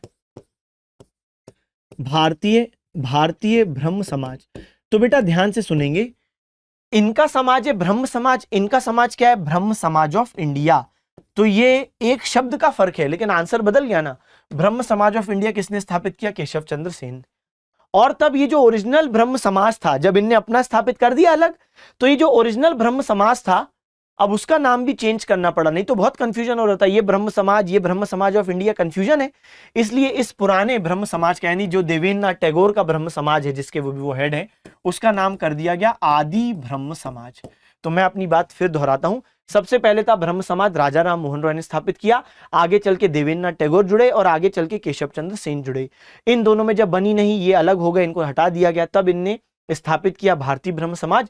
और देवेंद्रनाथ टैगोर का पुराना ब्रह्म समाज कहलाया आदि। आदि मतलब होता भी पुराना, जैसे हम कहते हैं आदि मानव। तो आदि मानव कौन है? पुराने लोग, है कि नहीं? तो चलो भाई, तो सही जवाब है Keshav Chandra Sen. Okay okay sir, ठीक। तो ये भी हमने पूरी बात कर ली। ओके, अगला प्रश्न देखो क्या बोलता है, प्रार्थना समाज के संस्थापक कौन है? अभी तक हमने जितने संगठन पढ़े सब बंगाल में थे। जैसे अगर मैं आपको मार्कआउट करके बताऊं, मैंने बोला ब्रह्म समाज, तो ये कहां पर था? बंगाल। अगर मैंने बोला तत्वबोधिनी सभा, देवेंद्रनाथ टैगोर, बंगाल। ब्रह्म समाज ऑफ इंडिया, केशव चंद्र सेन, ये भी बंगाल। लेकिन अब हम बात कर रहे हैं बंगाल के बाहर आएंगे, सामाजिक धार्मिक सुधार आंदोलन। और अब देखो बॉम्बे प्रांत में एक हम पढ़ रहे हैं, नाम क्या है? प्रार्थना समाज। किसने स्थापित किया? आत्माराम पांडुरंगा, 1867 में इसको स्थापित किया। ईयर इंपॉर्टेंट नहीं है, व्यक्ति का नाम बहुत इंपॉर्टेंट है, आत्माराम पांडुरंगा। अच्छा सर, हमको एक बात बताइए कि ज्यादातर लेकिन जो आंदोलन है वो बंगाल में क्यों है? क्योंकि बंगाल में ही तो ब्रिटिशों का गढ़ है। भाई कलकत्ता उस टाइम पर ब्रिटिशों की राजधानी है, अब आप खुद सोच के देखो, राजधानी में ही गवर्नर जनरल बैठता है, राजधानी में अधिकारी बैठते हैं, और अगर आपको कोई प्रथा हटवानी है, इनफैक्ट आपको कोई भी चेंज लाना है लॉ में, तो आप उन्हीं लोगों के सामने प्रदर्शन करोगे ना जिनमें बदलने की शक्ति है। जैसे मुझे आज अगर देश में एक नया कानून बनवाना है, तो मैं अगर बिलासपुर में, मैं भोपाल में, या मैं नॉर्थ ईस्ट में कोई विरोध प्रदर्शन करूंगा, तो कम चांस है कि मैं सफल हूं।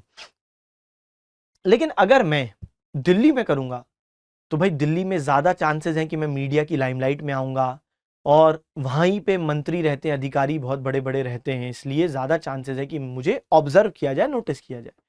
तो मेरी सफलता के ज्यादा चांस दिल्ली में है, तो मैं वहीं पर विरोध प्रदर्शन करूंगा। यहाँ पे भी बात वही है भाई, जिनको लॉज में बदलाव लाने हैं, सामाजिक सुधार लाने हैं, तो कलकत्ता में ब्रिटिश बैठे हैं, तो अधिकतर जो आंदोलन होंगे वो इसी क्षेत्र के इर्द गिर्द होंगे।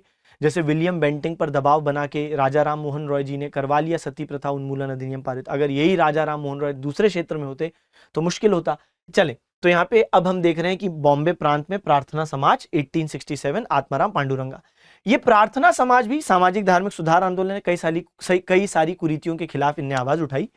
एमजी रनाडे साहब भी इसके मेंबर हैं, एनजी चंदावरकर भी मेंबर थे प्रार्थना समाज के, आरजी भंडारकर भी मेंबर थे, ये चारों ही लोग इसके मेंबर हैं। लेकिन स्थापना किसने की है, फाउंडर कौन है, आत्माराम पांडुरंगा। बाकी नाम मेंबर्स के हैं, ठीक है। चलिए, तो हमने यहां तक की कहानी पढ़ ली। आगे का जो डिस्कशन है वो हम लोग करने वाले हैं अपनी नेक्स्ट क्लास में, ठीक है। तो पढ़ते रहें, सिलेक्शन ले अपने माता पिता का नाम रोशन करें। जाने से पहले क्वेश्चन तुम्हें देता हूं, जो हमने आज पढ़ा, देखें कितने बच्चे इसका सही जवाब दे पाएंगे। चलो भाई, रैयतवाड़ी व्यवस्था मैंने आज तुम्हें पढ़ा दी। हाँ सर, रैयतवाड़ी व्यवस्था में दो नाम होते हैं।